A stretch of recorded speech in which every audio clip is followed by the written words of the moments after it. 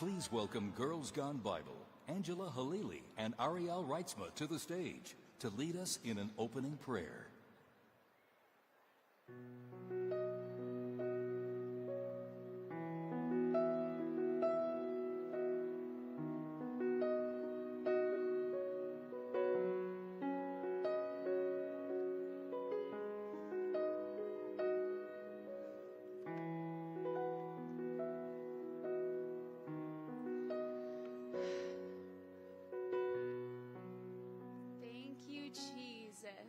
Anybody here love Jesus? That's right!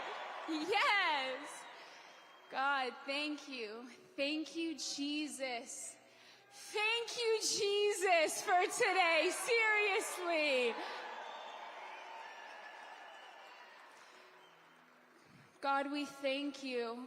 We thank you that your will always prevails. Thank you, God, that it's your will. Your kingdom come, Lord. Your will be done on earth as it is in heaven, in America as it is in heaven, in the life of President Donald Trump as it is in heaven. And we just want to take a moment and honor President Donald Trump. We thank you for your relentless love and devotion you have given to this country. And we bless you and we bless your beautiful family. And if we could all just bow our heads down to pray. Father, we thank you. Lord, you are truly everything. Your name is above every other name, and apart from you, we can do nothing. Spirit of the living God, may you be glorified in everything that takes place today. May we humble ourselves in your presence, Lord. All glory to you. And may we come together in this room and pray for Los Angeles and those that were impacted by the fire. You are the God that redeems, and that is with us. God, bring restoration to this situation. Lord, we thank you for choosing President Donald Trump as a vessel for your nation. As he carries the great responsibility of leading your people, may he rest in the knowledge that you, Lord, are the one who goes before him, and you will never leave him nor forsake him. I pray that you would protect his mind and you would guard his heart.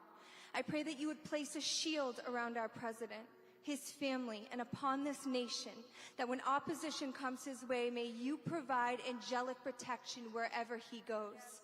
May he stand firm in knowing the Lord is his refuge in whom he can trust. For it is written in Psalm 91 that when we trust in your name, you will order angels to protect us wherever we go.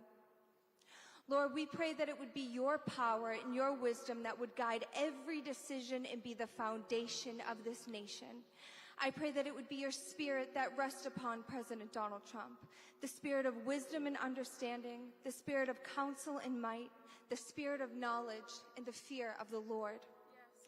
Father, I pray for an outpouring of love and healing and unity over this country. For your word says that you can have faith that moves mountains, but if we don't have love, it means nothing. Lord, would you soften the hearts of your sons and daughters? Would you make us more like you, that we can love each other as you have loved us?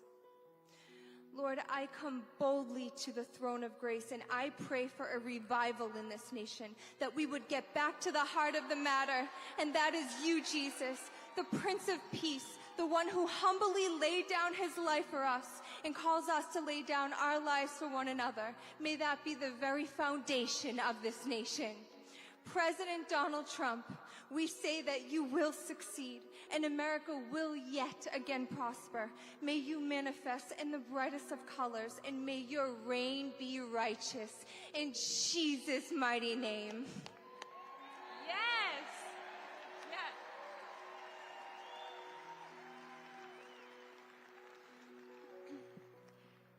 2 Chronicles 7:14 says, "If my people who are called by my name will humble themselves and pray and seek my face and turn from their wicked ways, then I will hear from heaven and I will forgive their sin and I will heal their land. We call on the God of Abraham, Isaac, and Jacob, and we pray that you'd heal this land and the people who inhabit it. Lord, I ask that you would release your power upon this nation. I pray this country be washed by your blood, your precious blood. I pray that a holy fire would rain down to produce a move of purity and holiness in this nation. I pray that eyes would be opened and salvation would sweep across America. I pray in Acts 2 outpouring of the Holy Spirit and a mighty move of God to take place in America like we have never seen before. Jesus is the lion and the lamb on the same day at the same time, powerful enough to raise the dead with a spoken word, and humble enough to wash feet. Any adversary, and with a true heart of humility to serve one another and provide for the poor, care for the sick, and bring justice to the oppressed. In Matthew 25, Jesus says, "For I was hungry, and you gave me something to eat. I was a stranger, and you invited me in. Whatever you did for one of the least of these brothers and sisters of mine, you did for me." I thank you, God, that this is not just a moral religion or a cultural belief, but this is worship of and relationship with the crucified and risen Christ. There's a throne in heaven, and it's not empty, it's occupied. The worthy is the Lamb that was slain, but he is standing. Jesus Christ sits on the throne in heaven, and he is completely unmoved by any sort of political power. You can't elect him, you can't impeach him. He is the King of glory, the King of glory, and he is worthy of your praise. So President Trump, we set the name of the Lord upon you, and we declare that no weapon formed against you will prosper, that every tongue that rises up against you in judgment will be condemned. And if God be for you, who can be against you? We bless you, President Trump, in Jesus' name.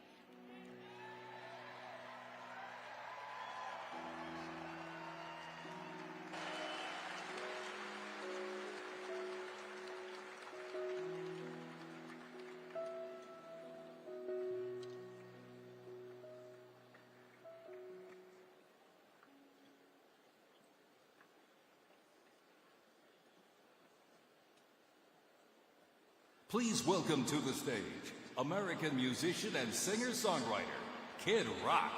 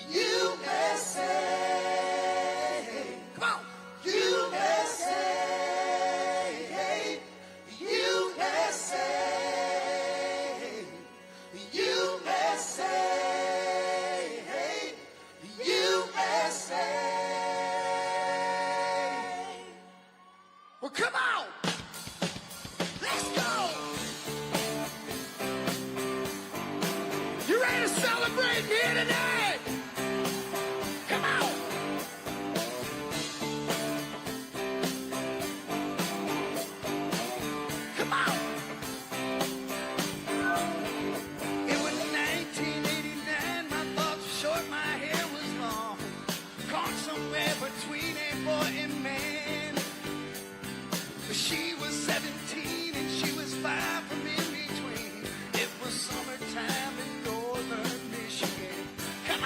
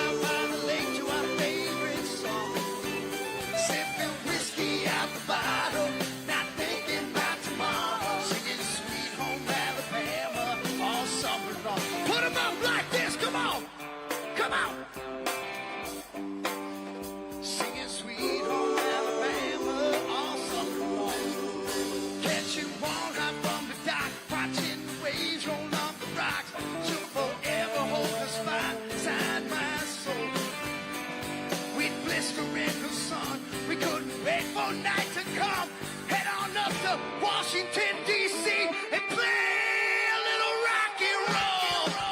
Hey, we were trying different things. We were smoking funny things, making love out by the lake to our favorite song. Sipping whiskey out the bottle, not thinking about tomorrow. Singing Sweet Home Alabama all summer long. Put 'em up like this, let's rock. Come on, let's rock. Singing Sweet Home Alabama all summer long. Turn it up.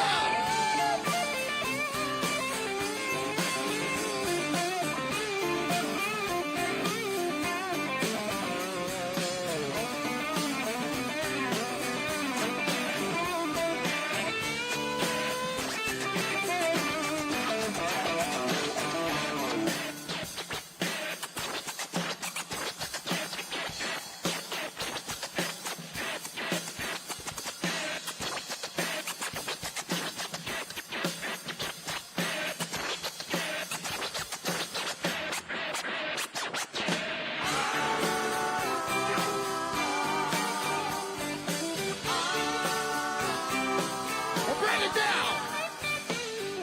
Well, welcome to the Make America Great Again Victory Rally. Do you feel good?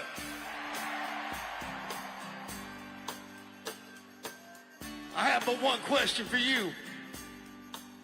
Is MAGA in the house tonight? All right. Before we bring it back up, we're going to bring it all the way down.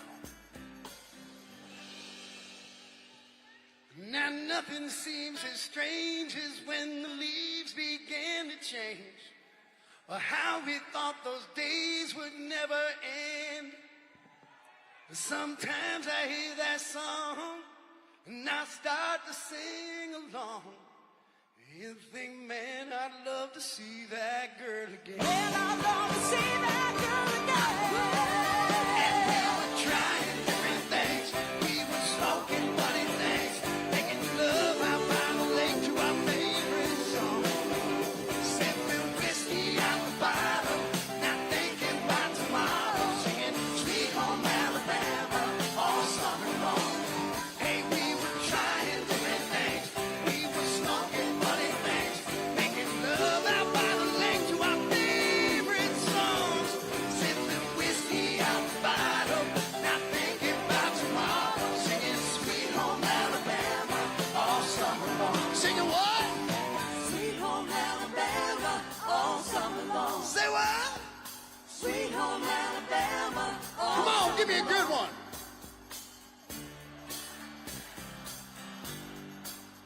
Singing Sweet Home Alabama all summer long. Singing Sweet Home Alabama all summer long.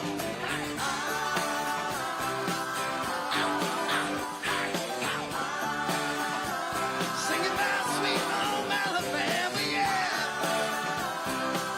All summer long. Singing about sweet.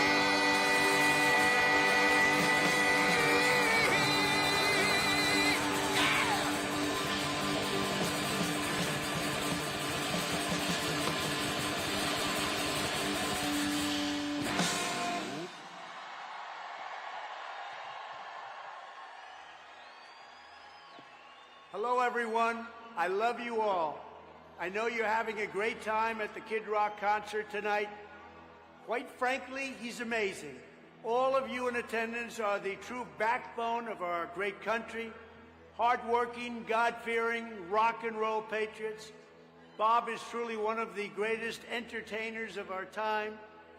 Let's all continue to love one another, fight for our God-given freedoms, and most of all, let's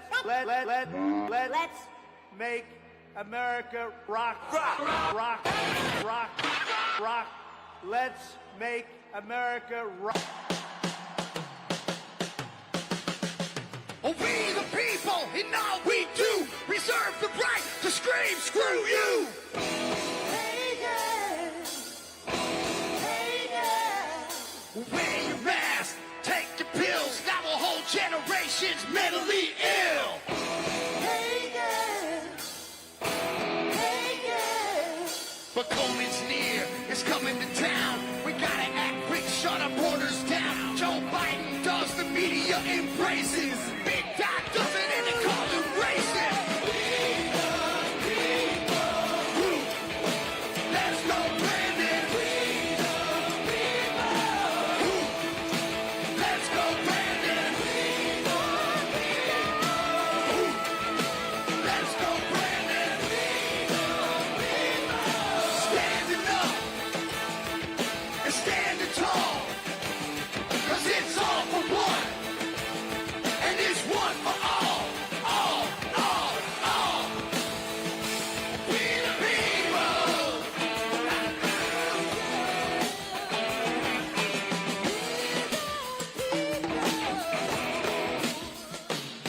Inflation's up like the minimum wage, but that BS is about to change.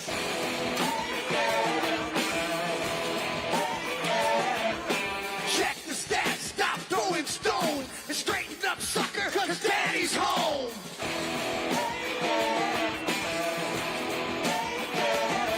But we gotta keep fighting for our right to be free, and every human being doesn't have to agree. We all bleed red, brother, listen to me. It's time for love and unity. Woo. Let's go, Brandon. Woo. Let's go, Brandon. Woo. Let's go, Brandon. Standing up and standing tall, 'cause it's all for one, and it's one for all. Get down, y'all, go ahead, get down. If you're down with love, you wanna make things better, all we gotta do is just come together. Weather the storm, take my hand, follow my lead to the promised land. 'Cause we the people, we gotta unite, follow that good time guiding light. 'Cause I'm the force of this love boat, and rock that thing up and down the coast. Now I need somebody, I need anybody, I need everybody to scream.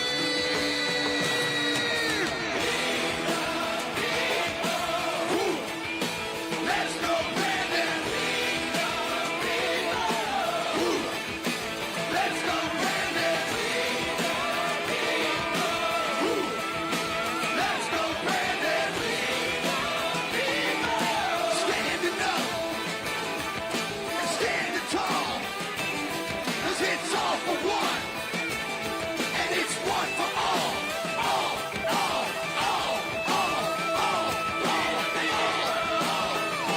We the people.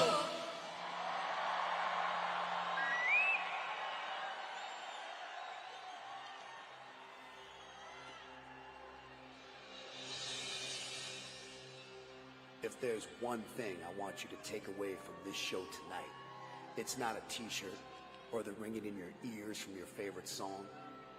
No, it's that for a couple hours, we lit it up and threw it down like only a group of good-time, hard-working Americans can. Because when you call this place home, you shouldn't take this flag or its freedom lightly. And you know, like I do, the only reason we can be here tonight is because of those who paid the ultimate price for our ticket.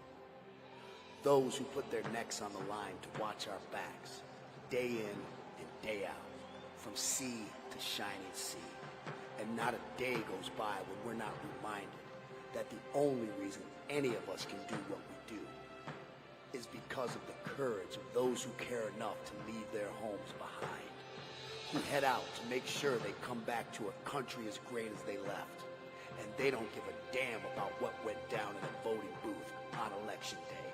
They're fighting for what goes up on that Main Street flagpole, or in the hand of a kid at a 4th of July parade. You see, they don't care about red or blue on a map. No, they're fighting for the whole damn flag with all their hearts. They're the stars. the ones who've earned their stripes, fighting for every damn color behind the flag. So I don't care what you call what we've got tonight. A concert, a show, a gig. I don't give a shit. Because what I believe we've got here is a get-together. We're proving that the only party that really matters is the one we're having tonight.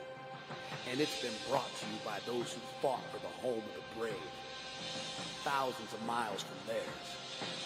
Here's a salute to those who aren't looking for a hand, to standing at attention for those who deserve all of ours. Here's to a program that was born free and brought to you by the United States of motherfucking America.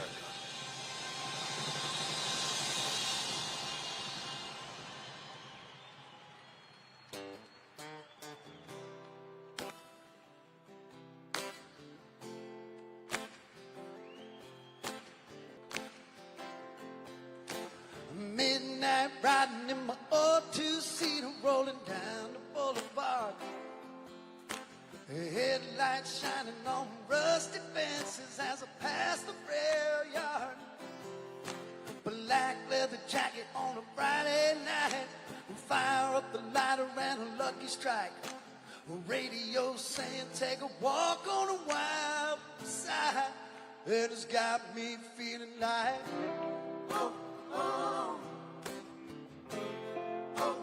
got me feeling like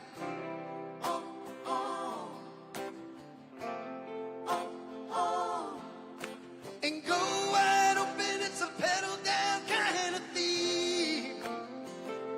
A little bit of Motown smooth, a little Memphis blues, a sweet emotion that's raining all over me. Give me that heart, give me that soul, give me that heart, give me that soul. American rock and roll.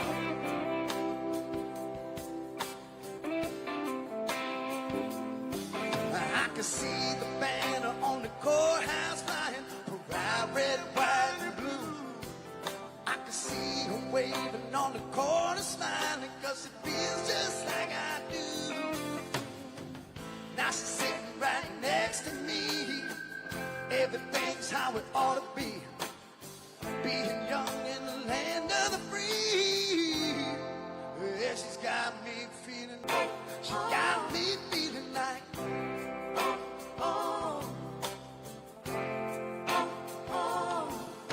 and go wide open, it's a pedal down kind of theme.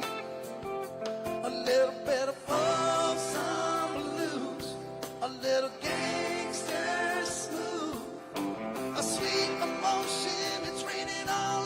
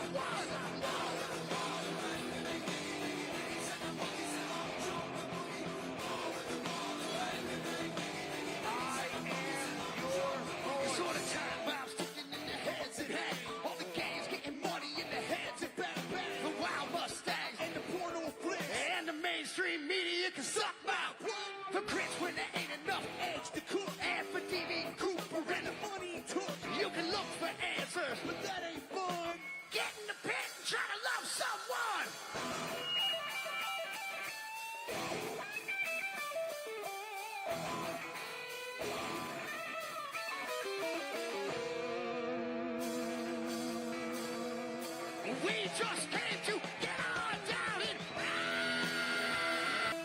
and give it to me now.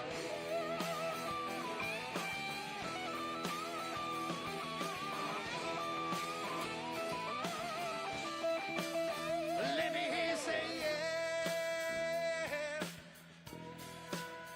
Come on and say yeah. Rock on!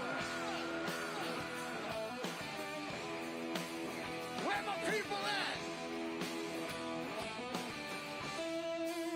We hold these truths to be self-evident, that all men are created equal. And if you think that's worth fighting for,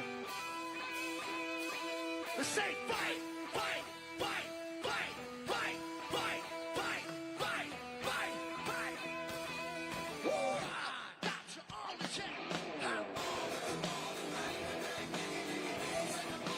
Love someone. I am your voice.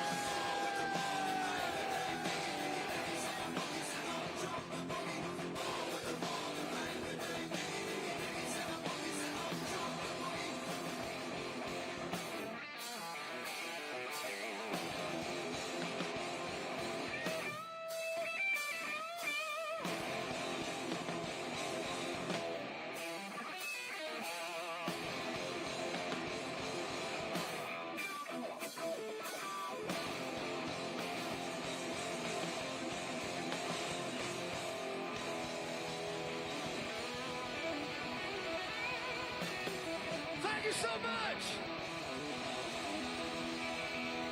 God bless you all. God bless President Trump, J.D. Vance. And of course, God bless these United States of America.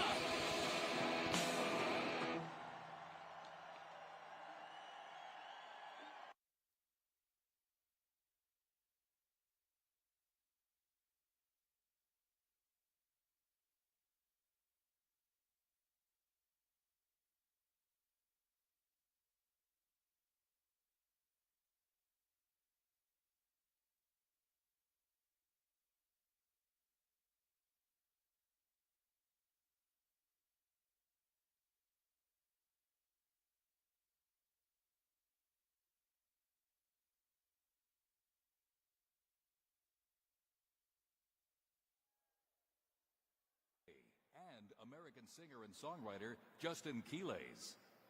Let freedom ring. Let the white dove sing. Let the whole world know that today is the day of a reckoning. Let the weak be strong. Good afternoon, DC. Good afternoon, world. First off, I want to thank President Trump for having us here. I speak on behalf of all the Spanish community. I'm so happy that everybody, the whole Spanish community, it wasn't that like we just spoke and they really voted for they didn't win for no. A lot of people went against us once we spoke for Trump on Trump's behalf, and I'm so happy now that they saw the results and that everybody ignored a lot of attacks that Trump was receiving. Everybody was trying to dirty his image, and all that was in vain. I want to thank my Spanish community. We stood tall, we stood together. Now we have the strongest president of all time taking care of us.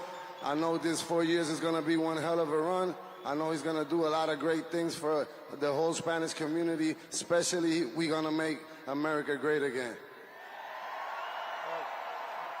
I just want to make this super clear. Trump is the strongest president that we ever had, and I'm just happy we in good hands. There's nothing better than to have a strong president taking care of the strongest nation in the whole world. Hello, America. Hello, Washington. So you're probably wondering what these two Puerto Rican artists are doing here.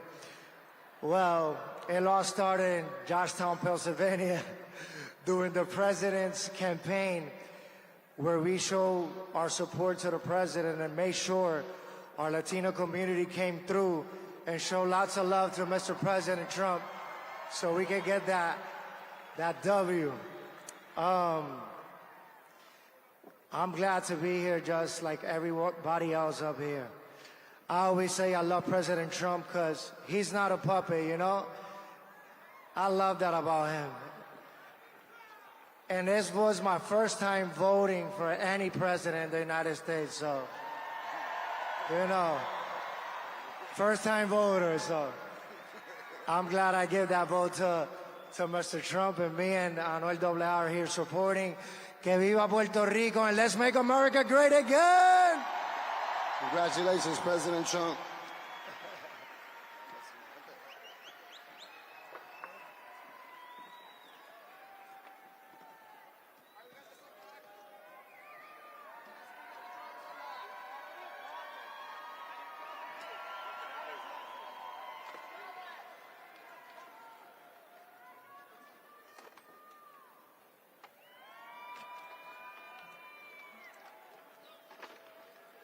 Please welcome to the stage, recipient of the National Medal of Arts and Academy and Golden Globe winner, acting legend, Jon Voight.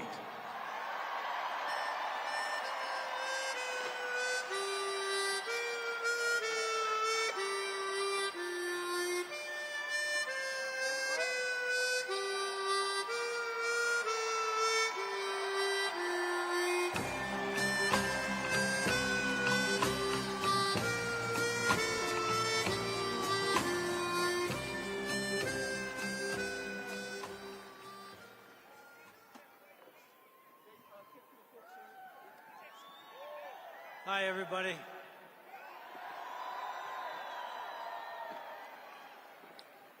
What an honor it is for me to be up here in front of you great men and women who've all come here to celebrate the greatest win of all time. The victory we were all fighting for to save our country, our democracy. And I'm so grateful that I'm able to say that Donald J. Trump is the 47th President of the United States of America.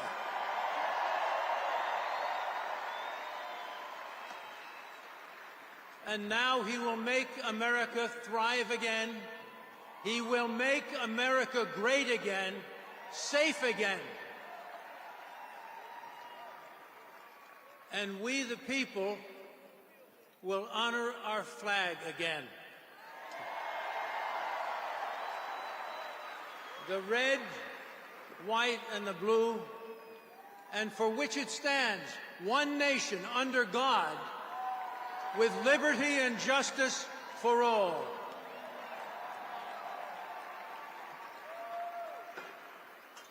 Donald J. Trump fought hard to save this country, and now he will bring God back to our nation's truths. He will make her thrive again. He will save the greatest country, America the Beautiful. I'm proud to call the President of the United States my friend. Our friend. My hero. A man who never gave up on the American people. And we, the people, never gave up on him.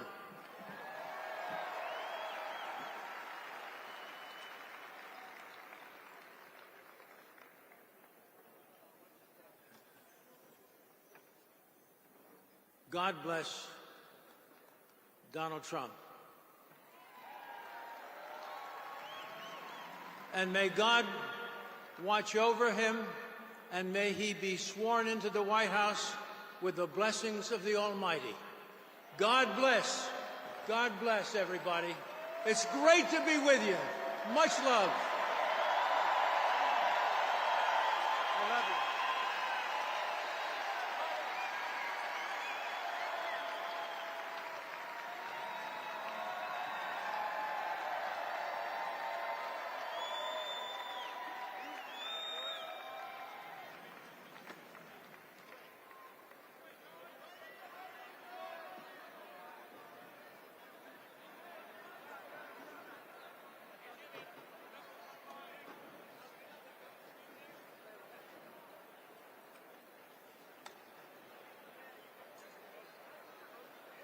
Please welcome to the stage Senior Advisor to President Donald J. Trump, Stephen Miller.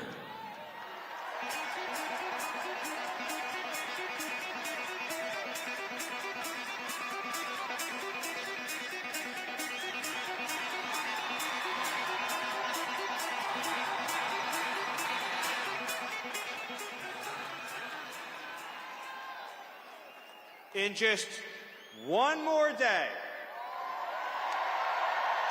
just one more day, it's goodbye Joe Biden, goodbye Kamala Harris, goodbye Democrats, and hello to the golden age of America, and welcome back Donald J. Trump.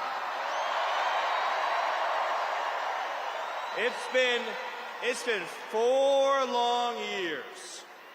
It's felt like 400 years. 4 years of weakness. 4 years of humiliation and embarrassment. 4 years of persecution. 4 years of inflation, poverty, incompetence. 4 years of betrayal. 4 years of wide open, undefended, unprotected open borders. But tomorrow, at 12 p.m., that's all going to end. Because after 4 years of fighting, after 4 years of struggle, after 4 years of pain, and yes, suffering, after 4 years of trials, we are now at the dawn of our greatest victory. And each and every one of you shares in this victory.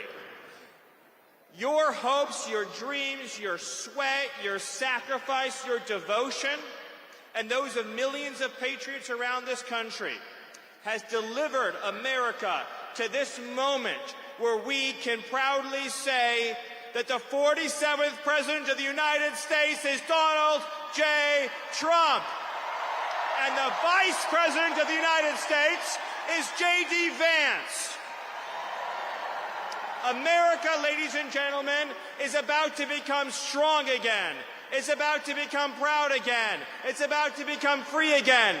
And it's about to be a country that is respected by every other nation around the world. They're not going to kick us around. They're not going to abuse us. They're not going to exploit us, because they know if you mess with America, then you're going to have to deal with President Donald Trump.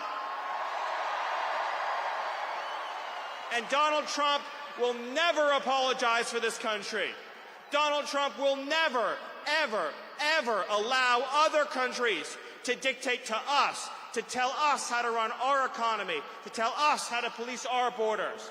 Because Donald Trump believes in 2 simple but powerful words, and those words are America first. Let me remind you of all that transpired to arrive us at this moment. The Democrat Party and the radical left did everything in their power to try to put President Trump in jail. They lied about him, they framed him, they smeared him, they defamed him.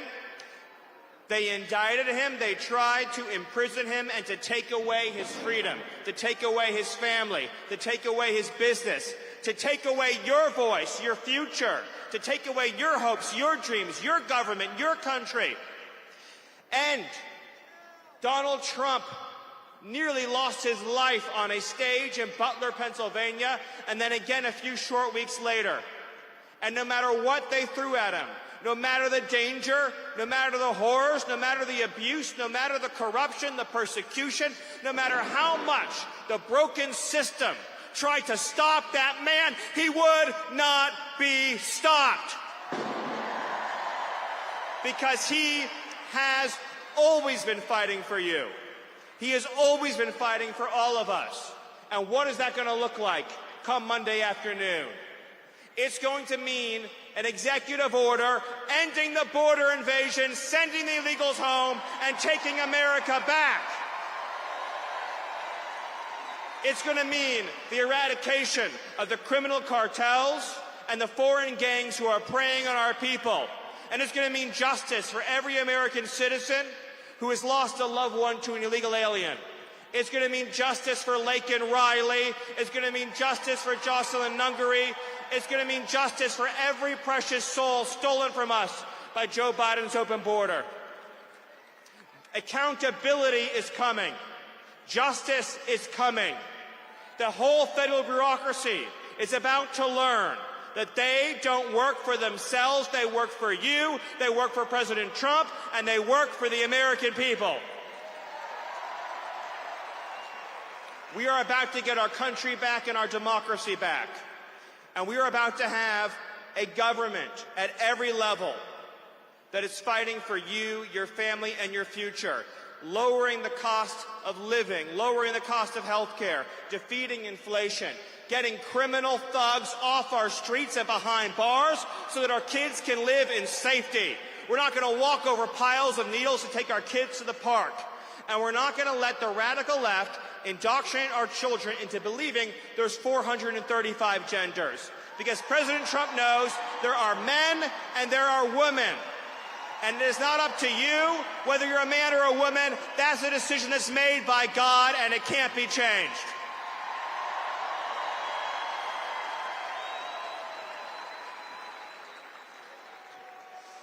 So I ask all of you to embrace this moment for all it represents and everything it means.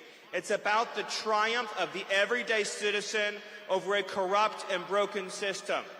Over the last not just 4 but 8 years, the MAGA movement has been fighting against every single force that has been decaying, destroying, and decimating our society. It's been fighting the corrupt special interests, the corrupt foreign governments, the weaponized bureaucracy at the FBI and the DOJ and the intelligence community, and it's been fighting a political class that cares only for itself. And they were so sure they were going to beat us. They were so sure they were going to stop Donald Trump. They were so sure that they were going to crush this movement out of existence. And yet, here we stand today, and MAGA is stronger, more powerful, more united, and more determined than ever before. And Donald J. Trump is about to save this country. And we are about to live in a land where once again, the dreams of America's sons, the dreams of America's daughters, the dreams of America's moms and dads are the dreams that will power and propel this country, this government, and this future. So I want each and every one of you, and I want your families, and I want your children to take this opportunity to feel the pride and the joy and the exuberance in knowing that the American people won. We still control this country. We still control this future. We still control this government. And we are about to inaugurate as the 47th president our champion, Donald J. Trump. Thank you. God bless you, and God bless America.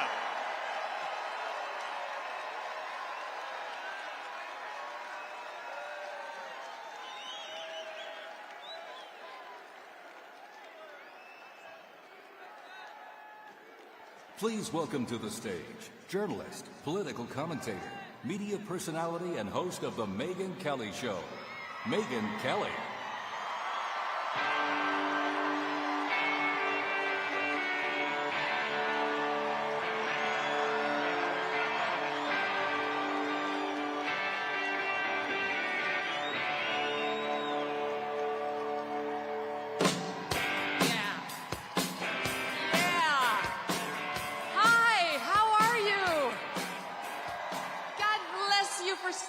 out there in that weather and all these hours to get in here today.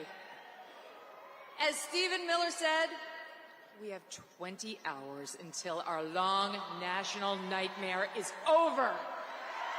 We're almost there. By the way, Stephen Miller, if you like what Trump did at the border, you have that guy to thank in large part. That's the guy. He's the magic behind the man. And he's back, thank God. Him and Tom Homan together. Oh. The goodness, Scott Pressler, good to see you. The goodness that is about to rain down on us after Trump is inaugurated tomorrow is already starting, and I've got to tell you, I am so pumped up about it. Things are already happening in anticipation of Trump being sworn in, like Facebook and McDonald's getting rid of their DEI programs.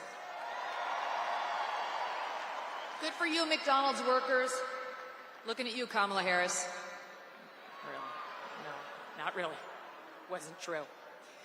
You got universities from University of Michigan to North Carolina to all the public universities in Iowa, all the public universities in Texas getting rid of DEI. You have got, yes, you've got a bill that passed the House this week, the Protection of Women and Girls in Sports Act. Yes. Now, it passed once before, but this time we control the Senate. We have a much better shot. Still have to get 60 votes to get a vote. We're looking good. You've got a judge who struck down Joe Biden's disgusting changes to Title IX, which has been stopped in its tracks, and it will be killed entirely, those changes, as soon as Trump gets in there. Have no doubt whatsoever. Good things are happening all around the country. Pete Hegseth was testifying this week that military recruiting is already going up in anticipation of their new commander-in-chief. The deal in gun, Trump takes office, as he said, if it's not done by the time I get there, all hell is going to break loose. The goodness just keeps on. I woke up this morning, I was 2 inches taller, a pound thinner, and I had skin like Jennifer Lopez. That last one's not true. Okay, speaking of J-Lo, how happy are you that her candidate lost? It's so delightful. Those celebrities who know nothing about anything, all J-Lo knows about what to do is to ruin marriages. She's an expert at that. Why does she have to try to ruin the country too? So goodbye, J-Lo. It didn't work out for you. Goodbye, Meryl Streep, who showed up at that Oprah event saying, "Oh, Madam President," to Kamala Harris. Madam President. How'd that work out? About as well as her comment that Harvey Weinstein was God. And maybe we should stop listening to her. Maybe we shouldn't be going to her for our political advice. And then you had Oprah herself. Oprah, she'll interview you if you pay her $1 million too. Yeah, it's a low fee of $1 million to sit down with Oprah Winfrey, apparently. That's what the Harris campaign paid her production company, she says. And for that, you know what you get? You get Oprah yelling at you. Kamala Harris! Why are you doing that? So calm down, madam. Didn't work out for her either. But of course, the fakest person involved on that side of the aisle was the woman at the top, Kamala Harris herself. Thank you, who pretended that she wasn't the border czar, who pretended that she was middle class, who pretended that she was smart. And the American people did not buy it. Every time you turned around, this woman was doing something faker than the last. Right? Her fake Jamaican accent, her fake Eastern European accent, her fake Spanish accent. It was like spending a day at Joe Biden's southern border. Non-stop, right? We gonna win. It's not how it went, right? But my favorite was the preacher accent. Joy cometh in the morning. She wasn't wrong about that. It came at about 1:22 a.m. on election night when the election was called for Donald J. Trump. I felt it. I've been thinking so much about Trump, especially today and this week. I know you have too. Praying for him, praying for his family, thankful to them. I mean, Think about it. I interviewed Trump about a year plus ago and asked him, why are you doing this? You could be in Scotland, you could be at your golf courses. It's because he loves the country. And he wasn't done yet. And we're not done with him. So God bless him and the family for making this sacrifice and doing public service. Same with J.D. Vance and the cabinet members, all of whom need our prayers and support. But I'm also thinking of all of you. I'm thinking about you. I'm thinking about Americans who got us here. Because the things that Trump is accomplishing already, some of the things I mentioned in anticipation of him taking office, that ball got rolling, yes, with Trump, but also with regular American people who stood up here, there, and everywhere to make a difference in their own communities. I'm thinking about people like Jody Shaw. You probably don't know that name. But Jody Shaw was an administrative worker at Smith College. She didn't make a lot of money, single mom, 2 kids. And in late 2020, early 2021, she had had it with the DEI nonsense at Smith. So she made a Facebook video and she posted it. And little Jody Smith, who is sweet and quiet and not one to shake the tree, said, I don't want to be forced to talk about my race at work anymore. I don't want to be told that I have implicit bias because I'm white. I don't want to have to enforce segregated dorms. Please stop making me do this. And Smith unleashed holy hell on her. Smith, this super tolerant college, okay, made it, she alleged later, untenable for her to stay. She got forced out of her job. And I'm honestly not sure whether Jody's fully recovered. So she got hurt. And she got hurt for all of you and for us and for the rest who are at Smith. She's a hero. Jody Smith is a genuine hero for doing this. But it wasn't just Jody. I mean, I'm thinking about people like Andrew Gutman, who had a daughter at a posh school on the Upper East Side of Manhattan and pulled her, but he didn't go quietly. He wrote a scathing letter, ripping them to shreds for what they're doing to us with this race essentialism nonsense. He went out with a bang, and he made sure other parents knew what the problem was. Jason Riley of the Wall Street Journal, you may see him on Fox News sometimes, and his wife Naomi Schaefer Riley, who pulled their mixed-race daughters from a school in Rye, New York, and made a point of doing it because that school thought that their mixed-race daughters were desperate to talk about their blackness all the time, and they found out the hard way those kids really just wanted to learn math. These battles are being won piece by piece, one at a time. And there are so many others. I'm thinking about the 14-year-old girls in Wisconsin who had an 18-year-old guy come in there naked into their showers after gym. I'm thinking about the young woman in Massachusetts who just wanted to play field hockey and suddenly got all of her teeth knocked out because a boy played for the other team posing as a girl. How do we know about these stories? Because people were outraged. Citizens went to the news. They went to their principals. Girls spoke out one by one and got the ball rolling on change. And change is coming. All of you wearing the MAGA hats. It used to be an act of civil disobedience, right? Yes, sir. Defiance of a registered order that didn't want to hear from you. But wearing that hat for much of the past 8 years has been an act of courage, too. And I know just because you're here, that you had your moments in your own communities, whether it was online or at the bowling alley or at the restaurant or at school, where you stood up for one of these same issues, where you had to tell somebody you didn't want to be reduced to skin color, where you said, I prefer the days when we didn't make a thing out of that, where you had to tell somebody that boys cannot become girls and girls cannot become boys. Those battles, one after the other, have been fought, and this anti-DEI momentum has been built brick by brick, thanks to all of you. And you, about some of the language he used, responded by saying, what I say is what I say. And if you don't like it, too bad. That was more than just a quick comeback. That was a reminder of what America is. In America, we have the right of free speech. We have the right to offend, to provoke, to annoy, and to stand up for what we believe in, even if you find it controversial. We have the right not to use the words you try to force on us, like your preferred pronouns or words like anti-racist or chest feeding. We are reminded of that daily by President Trump, who would never bow to the woke mob. Just ask Brett Kavanaugh, who will be swearing in J.D. Vance tomorrow as he, Kavanaugh, sits in his robes as an Associate Justice of the U.S. Supreme Court.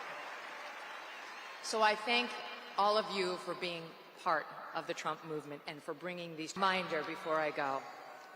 Stay strong. We haven't won the war. We're winning. We've won a bunch of battles, but he's going to need all of you every step of the way. We're going to have to be patient. We're going to have to steel our spines. Do not bend. Never bow. What I say is what I say. God bless you. God bless President Trump. God bless the United States of America.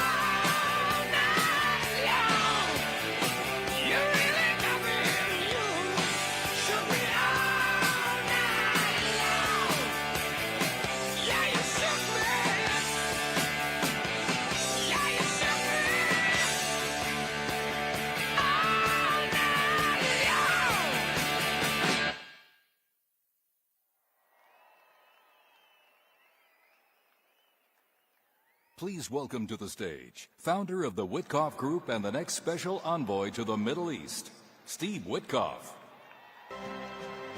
Glory, glory,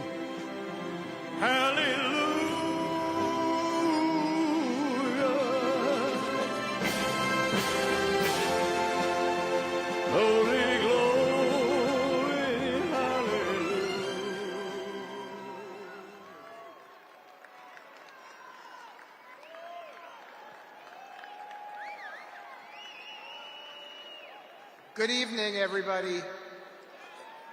Just a few things I want to say before I get to speak about my dear friend, the 47th President of the United States, Donald J. Trump. I just received on my phone pictures of the first 3 hostages who were released.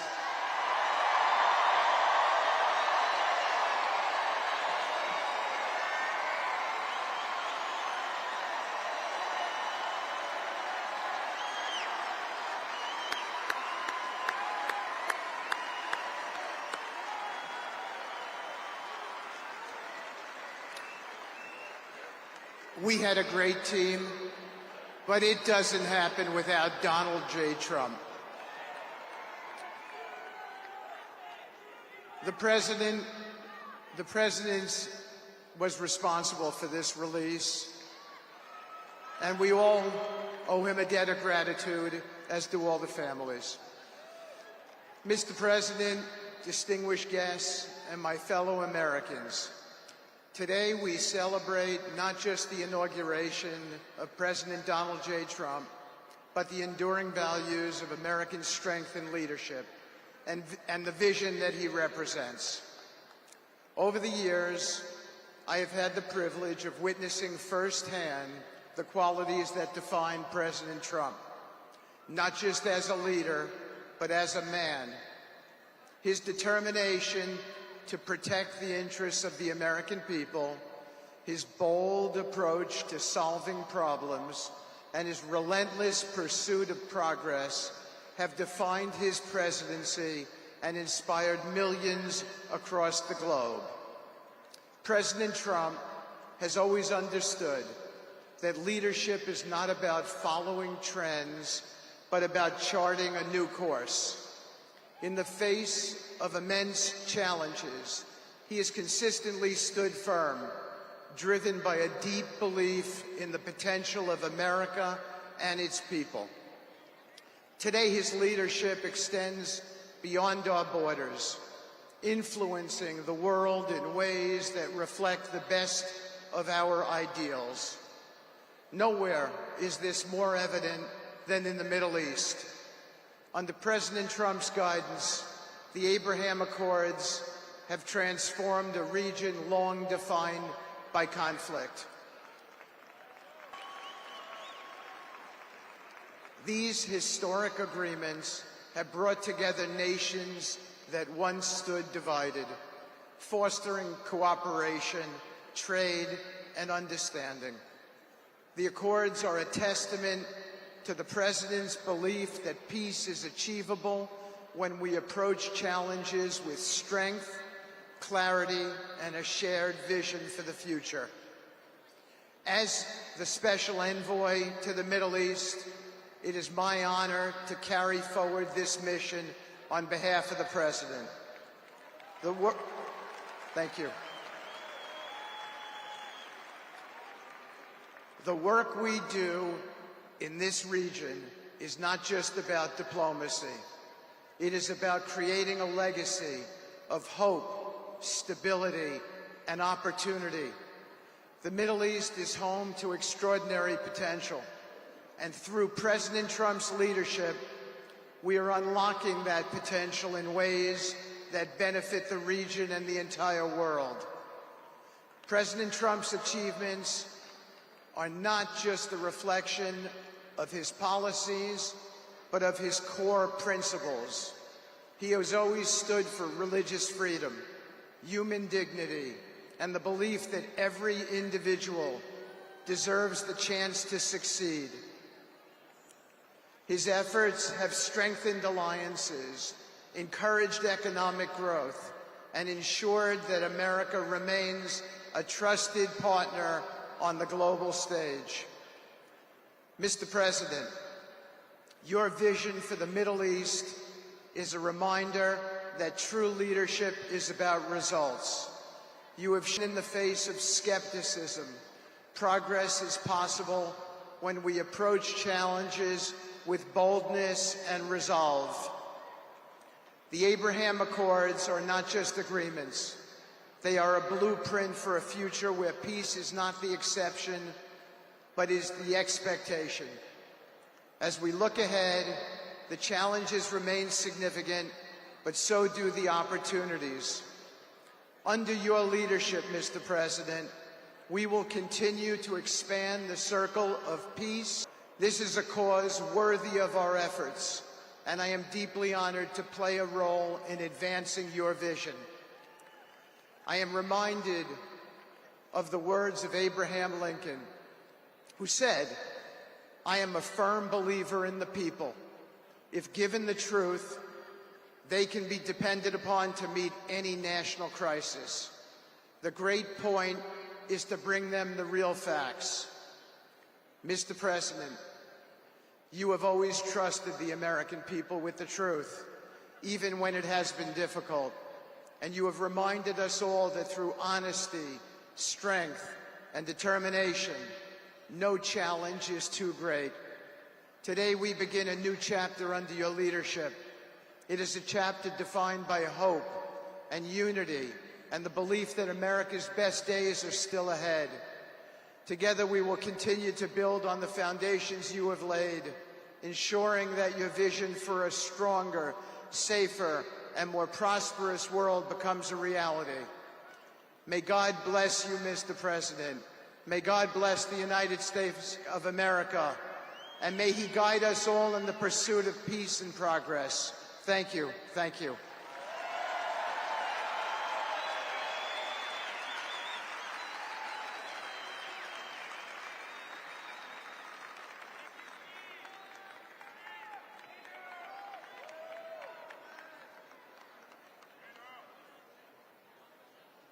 American businessman who is CEO and president of UFC, Dana White.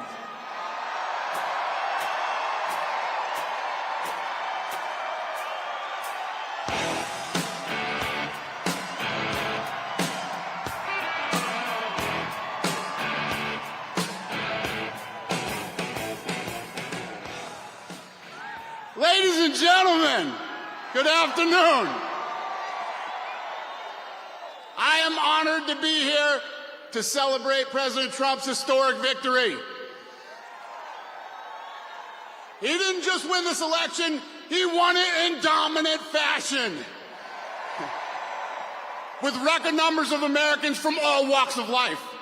Not only did he win the Electoral College by 86 points, but President Trump was the first Republican candidate in 20 years to win the popular vote. He also made major gains among traditionally Democrat voters by increasing his support with Latin, Asian American, Black, and young voters. So what does that tell us? Democracy is alive and well in this country. And the people have spoke loud and clear. America wants President Trump back in the White House. Think about this.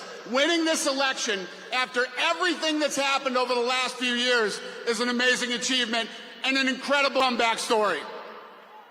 Think of all the things President Trump had to go through to get back here. All the powerful forces that tried to take him down. The mainstream media, partisan prosecutors, assassins. It's absolutely insane what this man has been through. And only President Trump could have fought through all those obstacles, all the attacks, and still come out the winner. But you know what? That's just what he is. This guy is a winner. And I say that, and nothing was going to stop him from fighting so hard for the country he loves. He embodies what being an American is all about. We are the toughest, most resilient people on earth. And nothing can stop us when we unite. To all those Americans who didn't vote for President Trump, and all they know about him is what they hear from the mainstream media, I just want to let you know, he has been an incredibly loyal friend to me for over 2 decades. And not once has he ever asked me for anything in return. And he's proven again and again how tough he is, but he's also a man who truly cares about people. Everything great that has ever happened to me in my career, he's been the first one to reach out and congratulate me. And more importantly, in the hard times, he's been the first one to reach out and let me know if there's anything I need. And all this during a time when he had a laundry list of his own problems he was dealing with. He is the best human being that I have ever known. So America, it's time for us all to put our differences aside, and we continue to focus on all the issues that divide us instead of all the issues that unite us. The fate of this country is tied to the fate of the president. So if you love America, you should want America's president to be successful. If he strengthens our economy, resolves conflict around the world, and makes our streets safe again, we all win. When America's president is respected around the world, we all win. When America succeeds, we all win. Now it's time for us to come together as one nation, the United States. This moment will be a turning point in our history and a triumph for all Americans. Tomorrow, when Donald J. Trump is sworn in as the 47th President of the United States, the great comeback story begins and our country starts winning again. Thank you, America!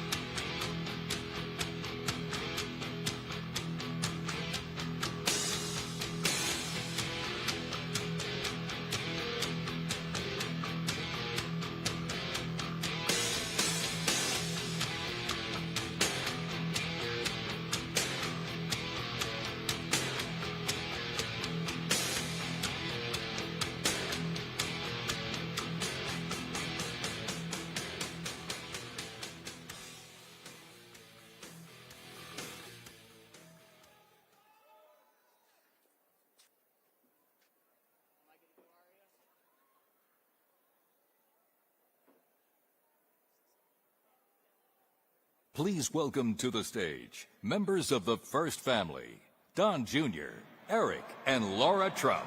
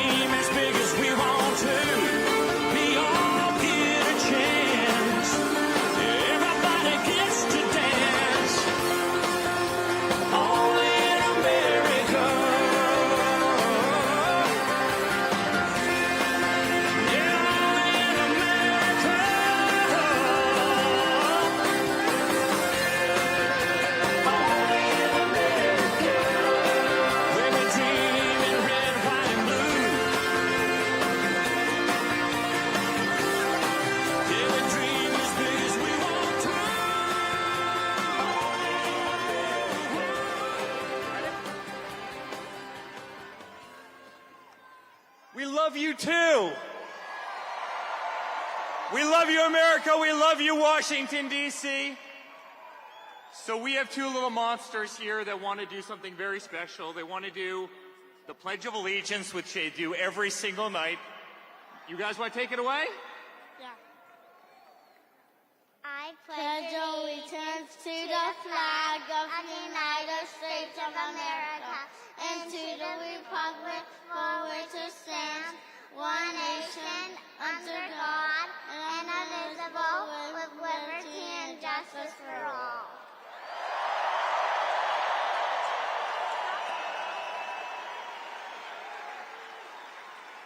That's real America, ladies and gentlemen. That's America. That's what we love about this country. Hey guys, we as a family love you so much. This is the greatest political movement ever created. And you know what, guys? They tried to stop him. They tried to indict him. They tried to take him down. They raided his home.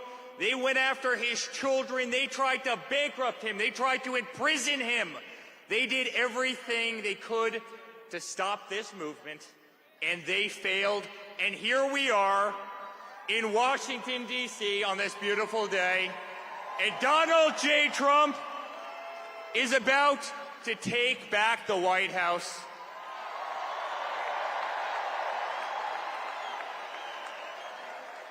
And guys, our country is back. Our country will be respected again. We as Americans will be proud again. America will be feared again.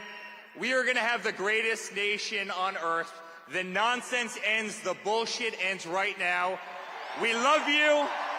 We love you. We love you.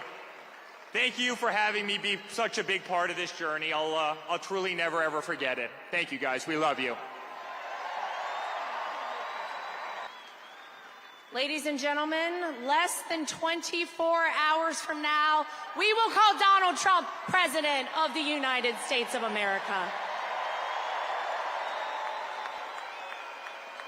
It's not just what we worked for over the past year or even over the past 4 years. It started the second a bold, brash businessman from New York City came down the golden escalator in Trump Tower 9.5 years ago, and people said it was impossible. And yet that man is the one who will save not just our country, but will save the entire world.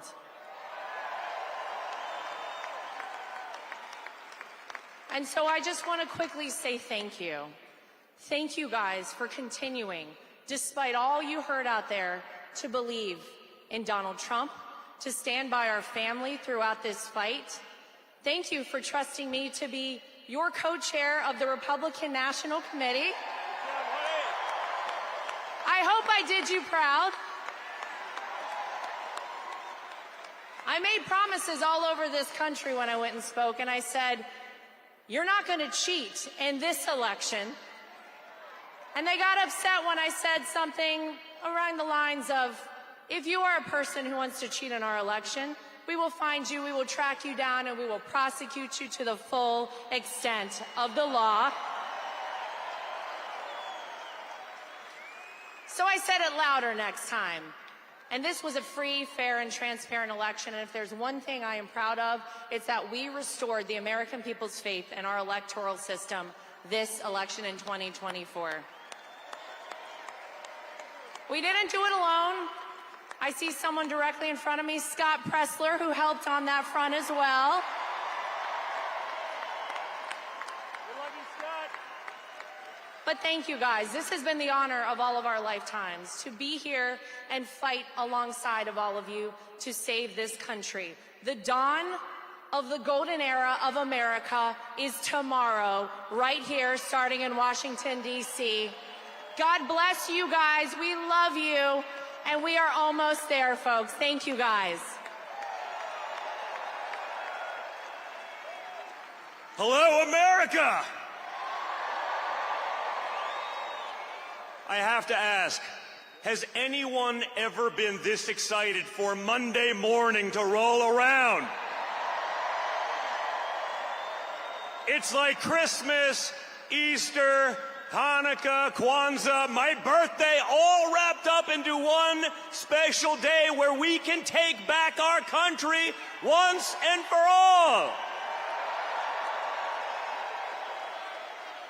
But guys, we could not have done this without all of you. Those who stood steadfast and loyal, who wanted to fight for that next generation, to fight for the incredible aspects of this country that have been squandered, that have been crapped on, that have gone by the wayside. No more. That ends tomorrow at noon. Now, perhaps unfortunately, it took the last 4 years of hell that they put my father through, that they put our family through, that they put all of you through for us to fully understand just how fragile everything we believe in is. But I truly believe the opportunity we have now to start anew, not to keep the old administration from 16 to 20, the bad actors and the can kickers and those who are just trying to wait it out till we get back to normal. But now, with the knowledge of that 4 years, in conjunction with the knowledge of the last 4 years, we can truly make a difference forever. When you look at this cabinet, when you look at the fighters, you see people who truly all believe in the America First movement, and that's what this is about. Putting America first, putting our families first, putting the Constitution first, and putting our children first. So with that, I have to introduce a young lady, my oldest daughter, Kai. Pretty good, Kai, I don't know.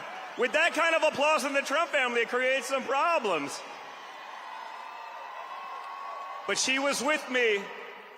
She was with me when we found out about my father, her grandfather, and best golfing buddy was shot. And she called me the next morning and said, "Dad, I must speak at the RNC this week. I don't care." And I said to her, "Are you sure you want, your first speech ever, you wanted to be in front of 50,000 people and tens of millions on TV?" And she goes, "I don't care." So I called my dad. I said, "Listen, she wants to do this." And he goes, "Whoa, that's a big one." And he just said, "You know what? That kid is an absolute winner. Let her do it." And that, again, is the fight that we all need in our country. That's what we want for all of our children. So with that, my daughter, Kai. Hi, everyone. Thank you all for the support for the past decade, and we're looking forward to the next 4 years, and God bless America. Thank you. Thank you, guys. You are the best. No one will fight harder than my father for all of you. There is no more resilient man in the world than Donald Trump. Every time they tried to take him out, every time they said he was finished and we're moving on, he came back bigger, better, stronger than ever before. And this next 4 years, with this incredible team that we've assembled, is going to be the pièce de résistance. This is going to be it. We're going to win for all of you. So thank you, and God bless.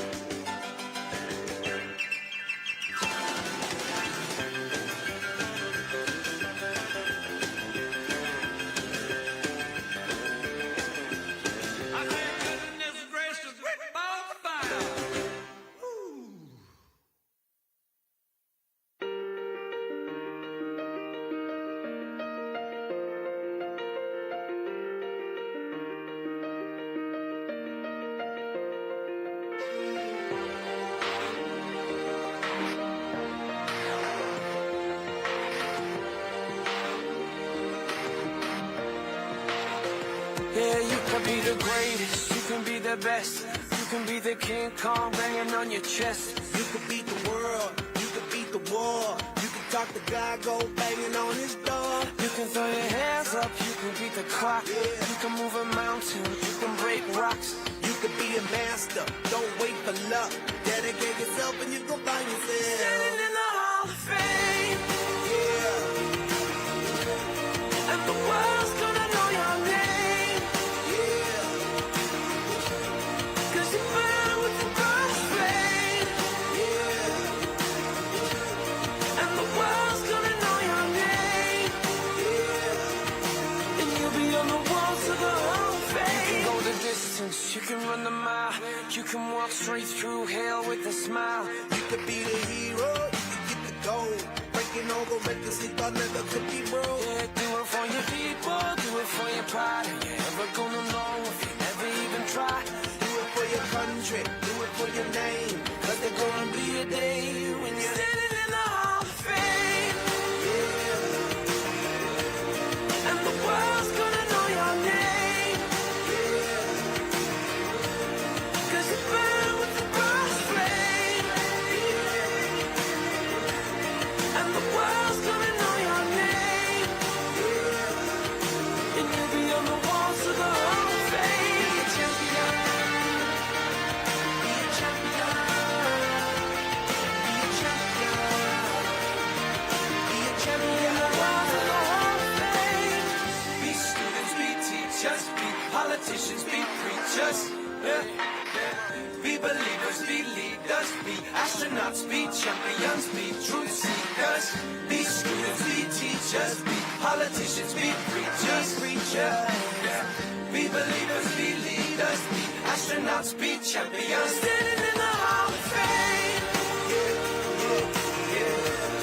And the world's gonna know your name. Cause you burn with the burning flame. And the world's gonna know your name. And you'll be on the walls of the Hall of Fame. You can be the greatest, you can be the best. You can be the King Kong banging on your chest. You can be the world, you can beat the war. You can talk to God, go banging on his door. You can throw your hands up, you can beat the clock. You can move a mountain, you can break rocks. You can be a master, don't wait for luck. Dedicate yourself and you can find yourself. Standing in the Hall of Fame.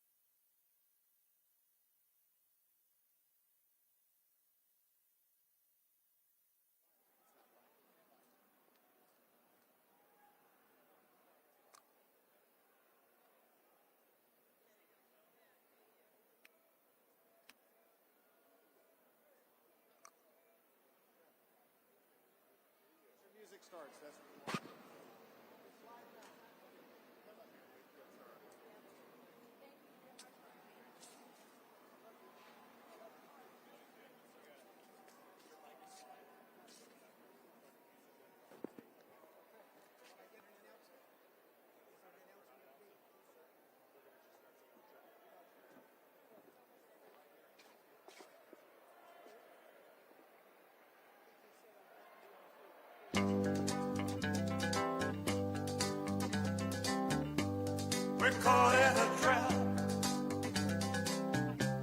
I can't walk out because I love you. Why can't you see what you're doing to me. When you don't believe a word I say.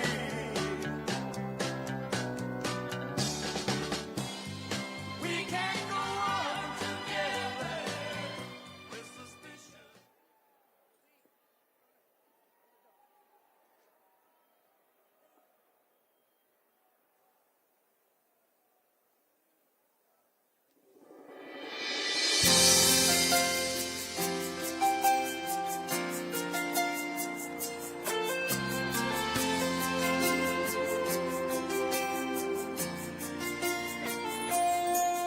If tomorrow all the things were gone, I'd worked for all my life, and I had to start again, just my children and my wife.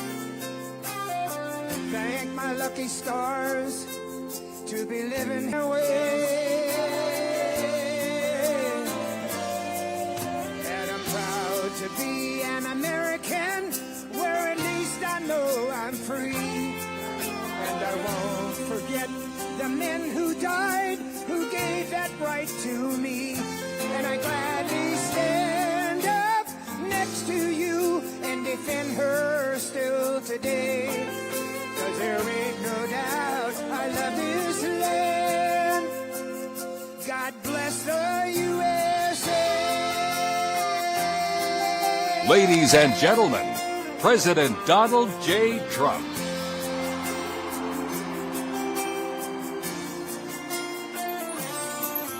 From the lakes of Minnesota to the hills of Tennessee, across the plains of Texas, from sea to shining sea, from Detroit down to Houston and New York to LA. There's pride in every American heart, and it's time we stand and say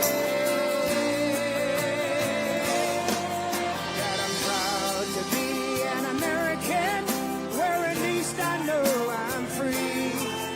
And I won't forget the men who died, who gave that right to me. And I gladly stand up next to you and defend her still today. 'Cause there ain't no doubt I love this land. God bless the USA.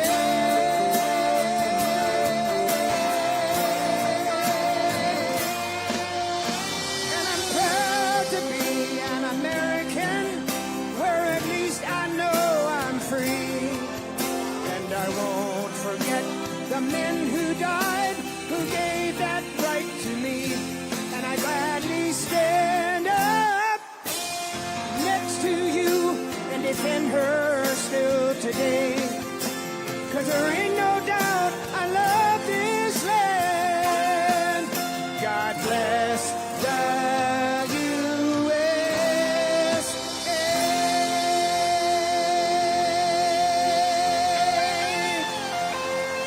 Ladies and gentlemen, the 47th President of the United States, Donald J. Trump.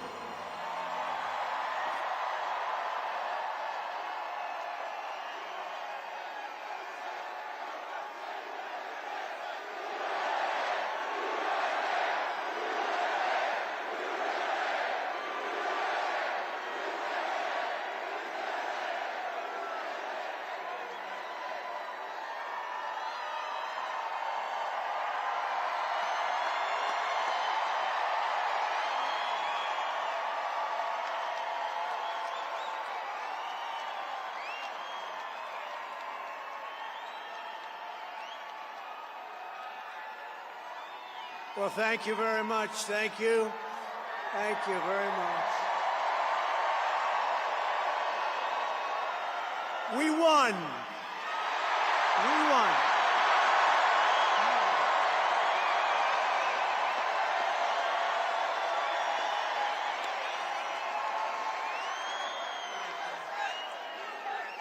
Thank you very much, everybody. What a good feeling. We like winning, don't we, huh? We're going to make our country greater than ever before. Hello, Washington, and Hello, America. We're all over America. I'm thrilled to be back with so many friends, supporters, and true American patriots on the eve of taking back our country. That's what we're going to do, take back our country.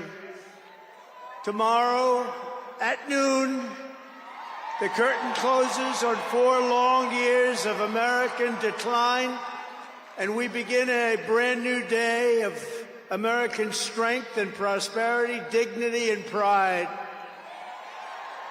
Bringing it all back. Once and for all, we're going to end the reign of a failed and corrupt political establishment anymore. We're going to stop the invasion of our borders. We're going to reclaim our wealth. We're going to unlock the liquid gold that's right under our feet, liquid gold. We're going to bring back law and order to our cities.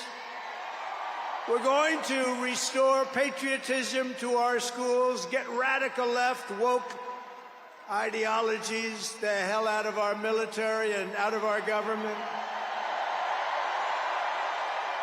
And we are going to make America great again.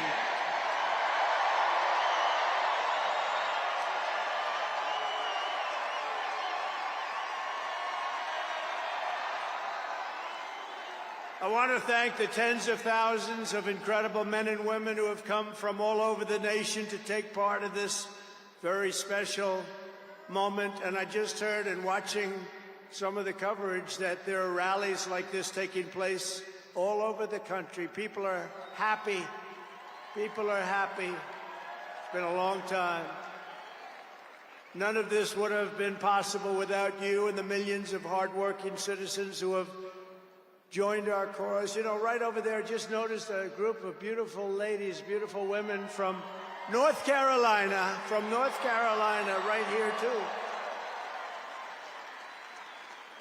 I don't know how the hell they've been to 167 rallies. You believe it? You think their husbands are happy about that? I don't know. But they look beautiful. They're incredible people, and they love our country. Thank you very much. And up here I see we have front row Joes all over the place. Uncle Sam, Mr. Wall. Ah, boy, oh boy. But we've been through so much together, and for the next 4 years, I will fight for you every single day. We're going to be fighting for you. This is the greatest political movement in American history. And 75 days ago, we achieved the most epic political victory our country has ever seen. That's what they say. We won the popular vote for the first time of any Republican in many, many years. We swept all 7 swing states by big numbers. We won Pennsylvania, we won Georgia, we won North Carolina, we won Michigan, we won Wisconsin, we won Arizona, we won Nevada. We won them all by historic margins, and we won the great state of Florida by 13 points. Nobody's done that ever.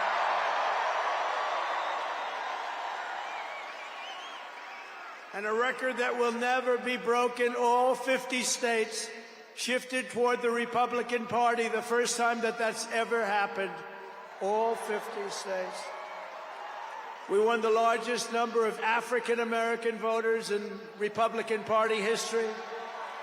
We won more Hispanic-American votes than any Republican has ever gotten before by Latino men and women, and on top of that, youth, men, women, urban, suburban, rural, and people from everywhere in between are joining us in record numbers. We've never had anything like this.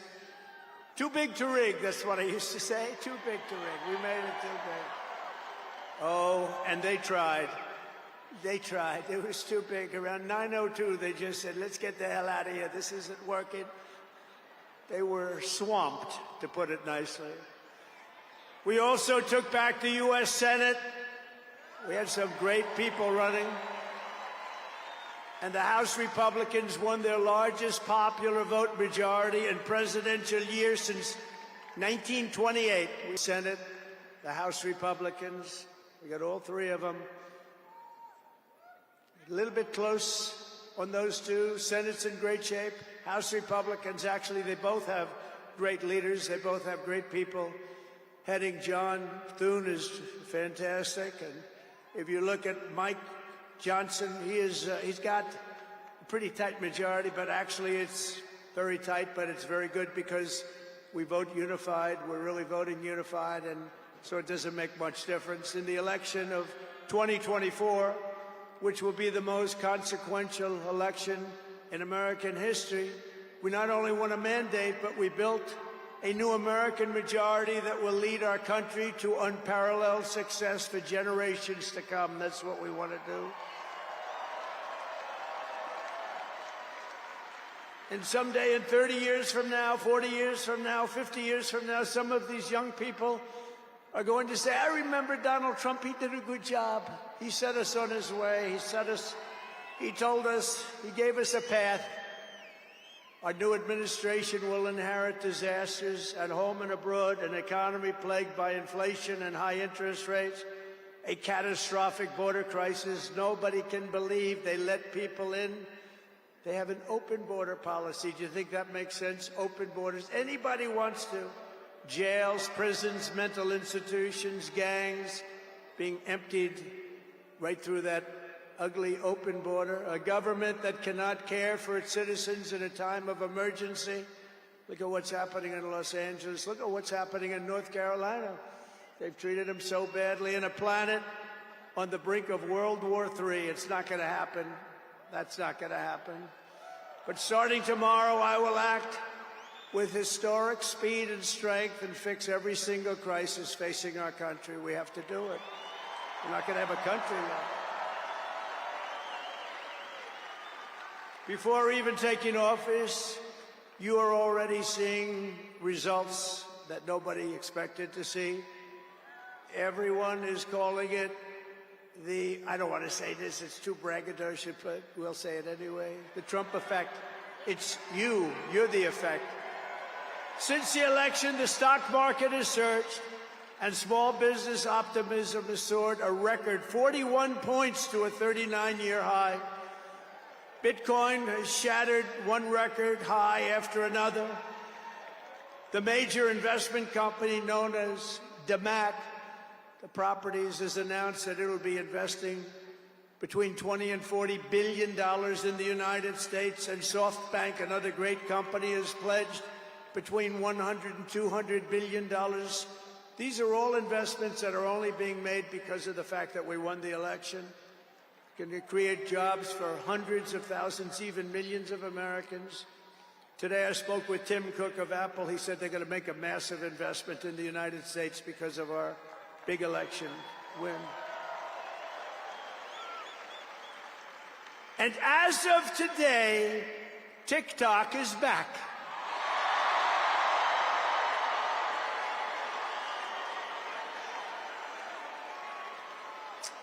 So, you know, I did a little TikTok thing. We have a guy, TikTok Jack. He's a young kid, like 21 years old.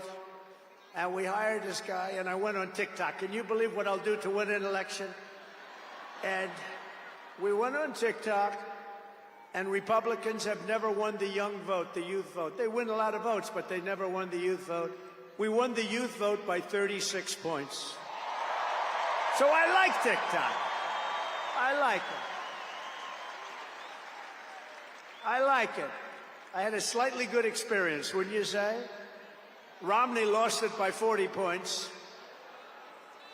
Not so long ago, we won it by 36 points. That's a very big spread. But I said we need to save TikTok because we're talking about a tremendous... Who in this audience goes with TikTok? Many? Yeah, very popular. And frankly, we have no choice. We have to save it. A lot of jobs. We don't want to give our business to China. We don't want to give our business to other people. And I said, you know, TikTok without my approval, meaning the president's approval, because Congress gave the president the right to make a deal, do whatever he wants. And they did that a long time ago when they had a different president. They didn't know that I was going to be the president, I guess. So I said, very simply, a joint venture. So if TikTok is worth nothing, if you do approve, they're worth like $1 trillion. They're worth some crazy number. So I said, I'll approve, but let the United States of America own 50% of TikTok. I'm approving on behalf of the United States. So they'll have a partner, the United States, and they'll have a lot of bidders, and the United States will do what we call a joint venture. And there's no risk. We're not putting up any money. All we're doing is giving them the approval, without which they don't have anything. So I don't know. It sounds like that works. What do you think? Good? I think so. So whether you like TikTok or not, we're going to make a lot of money. Perhaps most beautiful of all, this week we achieved an epic ceasefire agreement as a first step toward lasting peace in the Middle East. And this agreement could only have happened as a result of our historic victory in November. That was some victory. Was that great? I don't even know which was greater, 2016 or this one. I think this one. Look, Honest Abe Lincoln. We have Honest Abe. We have Uncle Sam. You know, Uncle Sam shook my hand about 2 months ago. He's got the strongest grip I've ever. You are a strong man. I said, what the hell was that? But I'm glad to report that the first hostages have just been released. I know that Biden is saying that they made the deal. Well, you know,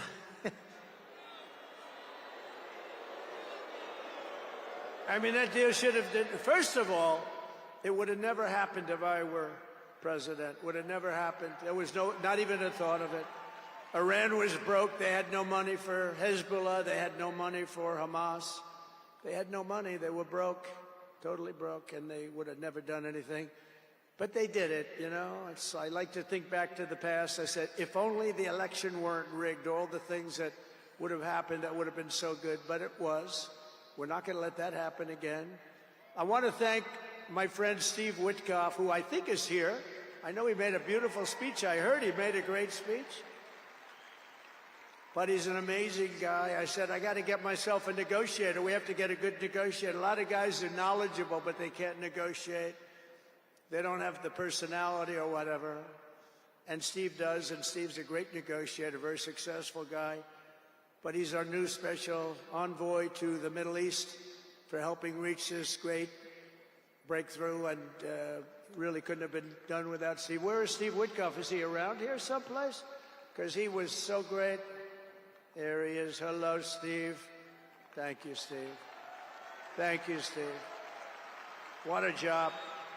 Our incoming administration has achieved all of this in the Middle East in less than 3 months without being president. We've achieved more without being president than they've achieved in 4 years with being president.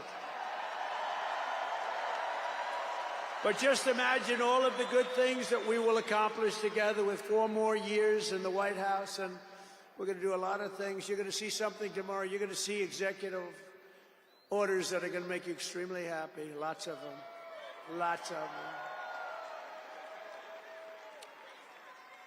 We have to set our country on the proper course. By the time the sun sets tomorrow evening, the invasion of our borders will have come to a halt, and all the illegal border trespassers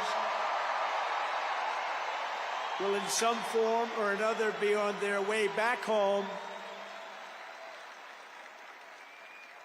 Think of it. We've allowed millions and millions of people into our country through open borders, no checks, no vetting, no anything. Millions and millions of people. And lots of those people are murderers. 52% of them killed more than one person. Other than that, they're quite fine. They're nice people. These are rough people. Remember, I used to say these people are rough. And they would say, no, no, these are illegal immigrants. They're very safe. I said, they're not safe.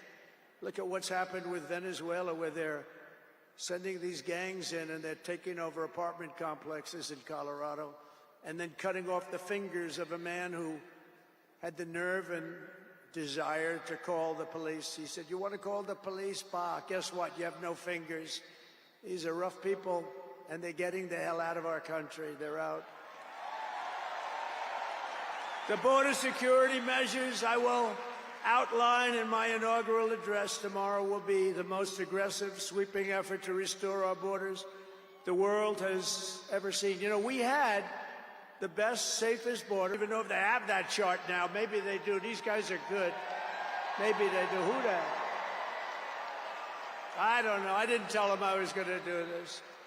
I didn't tell, but we have some very good people, but I didn't say. But we had a chart, and I looked to my right, and then they said, "Ooh, that was it. That hurt. What the hell was that?" I still have that throbbing feeling in my ear. Oh, there it is. Look at it. These people are amazing. I didn't tell them I was doing that. That's fantastic. Yeah, it's all over the place. I love that. That is the most beautiful piece of paper I've ever seen in my life.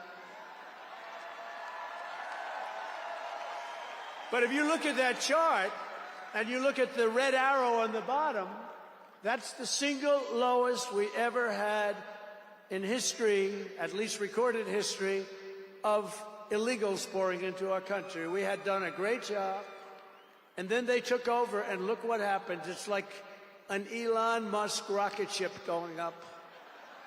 That reminds me of Elon, his rocket ships. Look at that. Look at the difference. And it just continued and continued, and we're taking in people that shouldn't be here. They come in from prisons, from jails. They shouldn't be here. Mental institutions. I used to mention, and the press would always excoriate me, I'd say the late, great Hannibal Lecter came into our country today. Silence of the Lambs. Anybody see that movie? Lovely movie. And when people went to the voter booth, they said, "We don't want Hannibal Lecter in our country." The press would say, "Why is he bringing up Hannibal Lecter? That was a fictitious character." Actually, they're not so fictitious. We have people in our country that are probably worse that we allowed in. But we will quickly reestablish control of our sovereign territory and borders. We will expel every single illegal alien, gang member, and migrant criminal operating on American soil, and remove the savage gang Tren de Aragua from the United States. Here's a little video for you to see about this gang. Go ahead. Open borders, deadly consequences. Border crisis. Record high crossings are putting a strain on cities across America. It is a full-blown invasion. Armed Venezuelan gang members storming an apartment complex in Aurora, Colorado. When people talk about lack of crime, this is what they're talking about. San Antonio, Texas, just one of the latest cities to have apartment complexes taken over by members of the Venezuelan gang. Biden and Harris had created a program to bring them in under humanitarian parole. I am in favor of saying that we're not going to treat people who are undocumented across the border as criminals. More than 13,000 illegal immigrants convicted of murder have been released into the United States. My 20-year-old daughter, Kayla Hamilton, was murdered in her own room. Kayla's murderer was apprehended by Border Patrol crossing illegally into the U.S. Kayla's murderer had been improperly released into the United States. Abolish ICE. Yeah, we need to probably think about starting from scratch. More than a dozen people suspected of being Tren de Aragua gang members right here in San Antonio. The gang members had been terrorizing the apartment complex. New details in the murder of Laken Riley. The illegal immigrant suspect, who cops say committed the heinous murder, is a Venezuelan national. And was paroled and released into the country by the Biden administration. If they'd all been properly vetted, that probably wouldn't have happened. Two men investigators say are in the country illegally from Venezuela are charged with capital murder and the death of Jocelyn Nungaray. Martinez and Angel wrapped his arms around Jocelyn's neck, took off her pants, and climbed on top of her hands and feet. Court documents suggest a group of men arrested for beating and robbing a Dallas woman last month are members of a Venezuelan street gang. The men threatened to cut off her fingers if she did not cooperate. Manuel Hernandez was booked by Colleyville police just 2 days earlier and released the day before the robbery. A Peruvian gang leader who is wanted for 23 murders, who was arrested by Border Patrol near Roma, Texas, then released into America.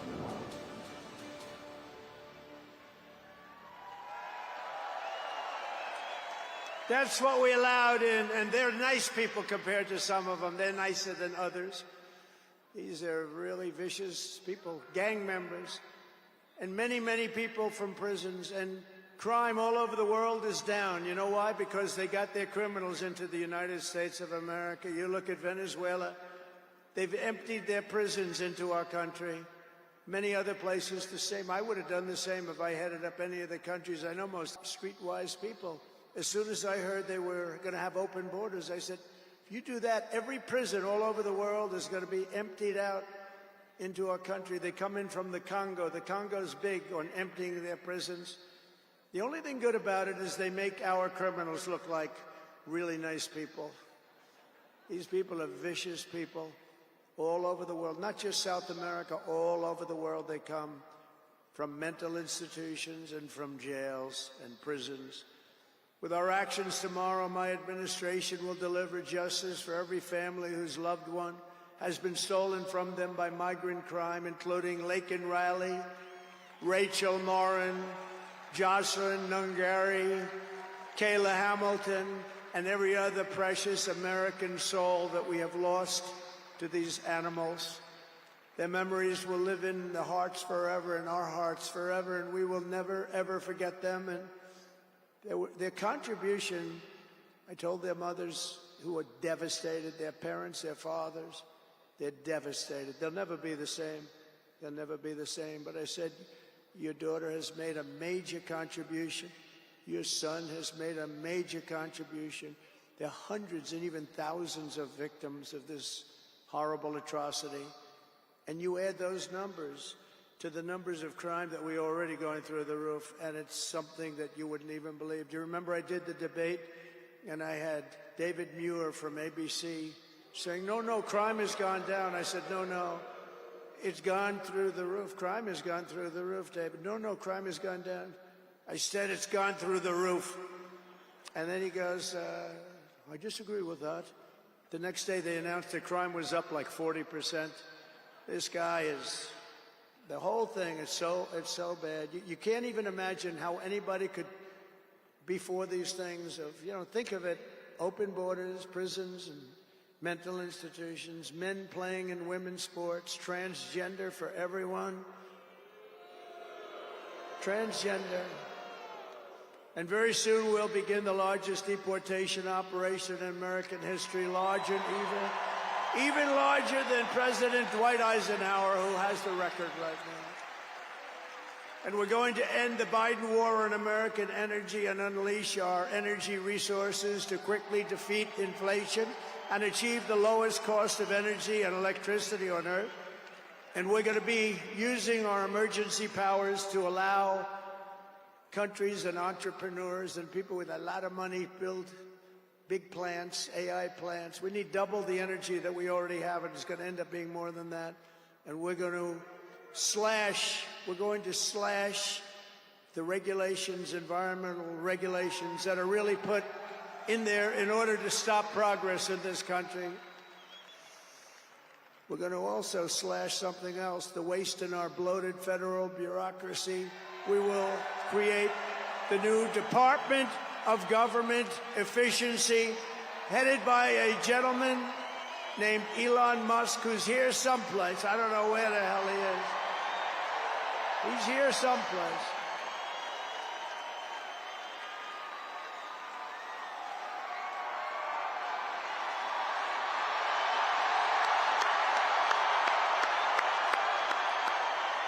Come here, Elon. Did you see his rocket yesterday? It was captured. And X is with him. X. Come on, Elon, say a couple of words. Okay. Thank you, Mr. President. Sorry, little X just followed me on the stage here. He's a very enthusiastic supporter, as you can see. Woo! Yeah. So we're looking forward to making a lot of changes, and this victory is the start, really. What matters going forward is to actually make significant changes, cement those changes, and set the foundation for America to be strong for a century, for centuries, forever. So, and make America great again. Yeah.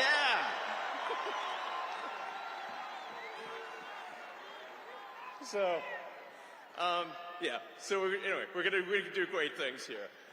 Thank you.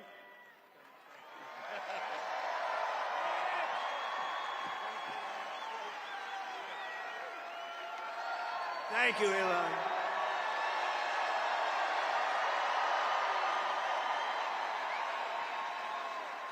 You know, I always say we have to be protective of our geniuses because we don't have too many, but that one is a good one. Now, I watched his rocket come down about 3 months ago, and I thought it was crashing. I was talking to somebody on the phone. By the way, same thing happened yesterday. It came down, and it was captured so beautifully. It came down, it's tumbling, it's a mess, it's going down. I say, oh, look at that thing, that's a disaster. And then it gets like a couple of miles away from Earth, and all of a sudden, the engines start going on, the things start, and then I see it coming in and landing in the gantry, and I'm watching it, I'm saying, oh, it's gonna crash, oh, but those engines came out and they blew the fire all over the place. And all of a sudden, those two big arms came and hugged it like you would hug your little baby. And that sucker landed it. Nobody's been able to do that but him. And he's a great guy. And we have him and Vivek and some great people working on a thing called costs. And he's got the credibility to do it, too. And we're going to do things that are really amazing. But he went out to Pennsylvania after that. He landed that rocket nobody had ever seen. By the way, China can't do it for him, and it's pretty amazing. But he did that, and then he journeyed to Pennsylvania, where he spent like a month and a half campaigning for me in Pennsylvania. And he's a popular guy, and he was very effective. And he knows those computers better than anybody, all those computers, those vote-counting computers. And we ended up winning Pennsylvania like in a landslide, so it was pretty good. It was pretty good. So thank you to Elon. And his son's name, who's cute as a button, his son's name is X. He's the only guy who could get away with the name X. But his son is a great guy. One thing we know, his son is smart.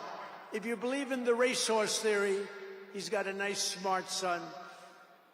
But thank you very much to Elon and everybody. We've had so much help. Every radical and foolish executive order of the Biden administration will be repealed within hours of when I take the oath of office.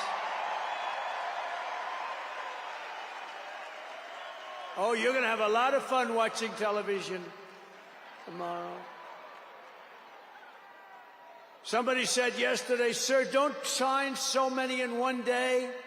Let's do it over a period of weeks. I said, like hell, we're going to do it over weeks. We're going to sign them at the beginning.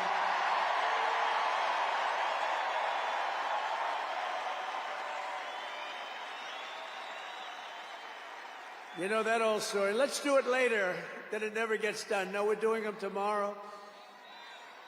And we'll have plenty to sign in the future. Don't worry about it. It's not going to stop. But we're going to stop the destructive and divisive diversity, equity, and inclusion mandates all across the government and private sector and return our country to the merit system. You know, the Supreme Court ruled that the United States is allowed to go by the merit system, which is what made us great in the first place. That was a big, big ruling that a lot of people don't even know about, but it was a big, tremendous ruling. And you're focusing on character, competence, and qualifications in all hiring decisions. Now you're allowed to go by competence and ability and genius. You don't have to hire somebody to send up one of his rocket ships that doesn't know anything about what's happening. As a first step toward restoring transparency and accountability to government, we will also reverse the overclassification of government documents, and in the coming days, we are going to make public remaining records relating to the assassinations of President John F. Kennedy, his brother Robert Kennedy, as well as Dr. Martin Luther King Jr., and other topics of great public interest. It's all going to be released, Uncle Sam.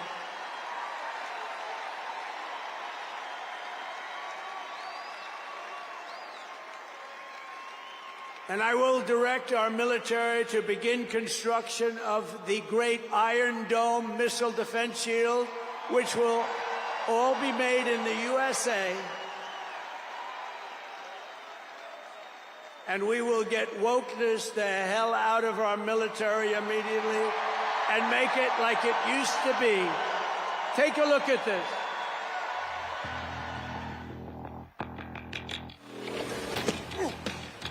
You little, I've got your ass! You will not laugh. You will not cry. You will learn by the numbers. Happy Pride. Happy Pride Month, and actually, let's declare it a summer of pride. So you're a killer? Sir, yes, sir! Let me see your war face. Sir, you got a war face? Ah! That's a war face. Now let me see your war face. Ah! Bullshit. You didn't convince me. Let me see your real war face. Ah! I hear it and I know, I know you want to take. You will be a weapon. You will be a minister of death, praying for war. But until that day, you are pukes. You are the lowest form of life on earth. You are not even human fucking beings. You are nothing but unorganized, grabastic pieces of amphibian shit. How to abracadabra, these bitches know I got answers the way I... It looks to me like the best part of you ran down the crack of your mama's ass and ended up as a brown stain on the mattress.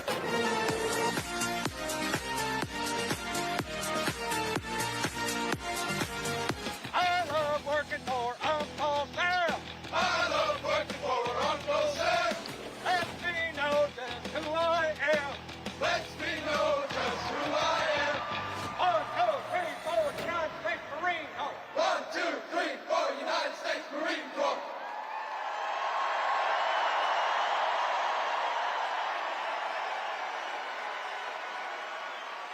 Thank you. So we won 2 world wars with that. And that's the way it's going to be. The American people have given us their trust, and in return, we're going to give them the best first day, the biggest first week, and the most extraordinary first 100 days of any presidency in American history. To implement this historic agenda, I've assembled an all-star cabinet of patriots and visionaries and reformers who will fight for America, and together we will win, win, win for America. To restore the spirit of American armed forces, I have appointed Pete Hegseth as our next Secretary of Defense. Where's Pete? Where's Pete? Good job, Pete. They like you, Pete. Thanks, Pete. They like him. To bring back integrity to our intelligence community, Tulsi Gabbard will be our next Director of National Intelligence.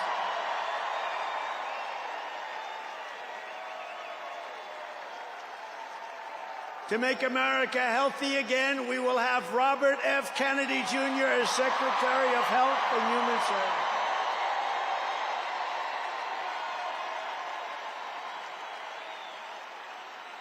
To end the weaponization of our government and restore the impartial rule of law. Oh, this is so important. She's so incredible.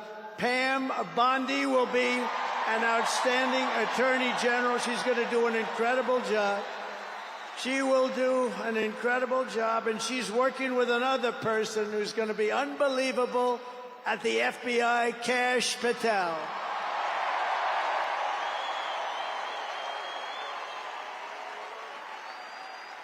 And tomorrow, everybody in this very large arena will be very happy with my decision on the J6 hostages.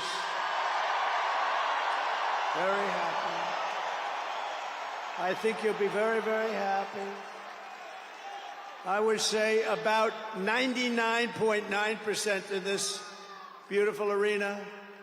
And by the way, I want to thank the owners of this arena, They are great. They're up here someplace in one of those beautiful boxes. And their team is doing very well, and Ovechkin is a great player, right? But I want to thank Ted and all of the owners for allowing this to take place. It was really great. And thank you. It's a hell of an operation. Great place. Fantastic arena. Thank you, Ted. Thank you, everybody. At Homeland Security, we will have a tough leader in Kristi Noem, and we will have an outstanding Secretary of Transportation in Sean Duffy, Congressman Sean Duffy. Great people. And we're going to win so much that Governor Burgum of the Interior, you know Governor Burgum, one of the best governors in the country, is in charge of Department of the Interior, and the hottest man anywhere in the world for energy. When I announced him, people couldn't believe it. You didn't hear of him, but if you're in the energy business, he's considered the absolute best. Mr. Chris Wright of the Energy Department. He's going to head up the Energy Department. He's the hottest guy, and there is anybody in the energy business. They said, I can't believe you got Chris Wright. And a man named Marco Rubio is going to be our great future Secretary of State. And Howard Lutnick, a tremendous success on Wall Street, is going to be our Secretary of Commerce. They have to go through these drills, but they're going to. And I want to thank the Republican senators. They've been doing great. And John Thune has been doing a great job in moving the process along quickly. We're going to have a lot of them hopefully approved very quickly. And a very special woman, Linda McMahon, is going to be our future Secretary of Education, which we're going to be giving back to the states. Let the state run education.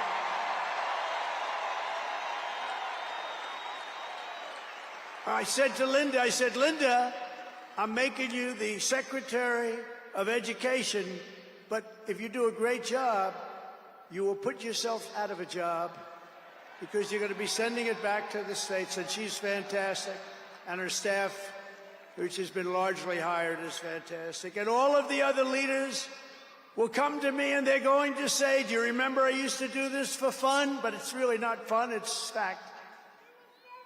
Because we have to do some of best of, right? But they're going to come and say to me, sir, we're winning too much, sir. We can't take it anymore. We have to stop winning, sir. We can't do it. We're not used to winning in our country. And each one of them is going to say, every single one, sir, please, you're destroying our country. We're winning too much. Our country isn't prepared for this. They're not used to winning, sir. And I'll say, no, Linda and everybody, we're not going to stop winning. The people of our country want us to keep on winning, and we're going to go win like never, ever before. And that's what we're going to do. We're going to be doing it, Uncle Sam. Uncle Sam is having a heart attack down here. Look at him. Uncle Sam is going wild. And they think I pay for these people. I have no idea who he is. All I know is he does. And there's Abe Lincoln. Thank you, honest Abe. I have no idea. I swear, I have no idea who the hell he is. But he looks like Abe. He's probably a little bit shorter, in all fairness. Abe was 6'6". He's a little bit shorter. He's about a foot shorter. Other than that, he's perfect. Thank you, Abe.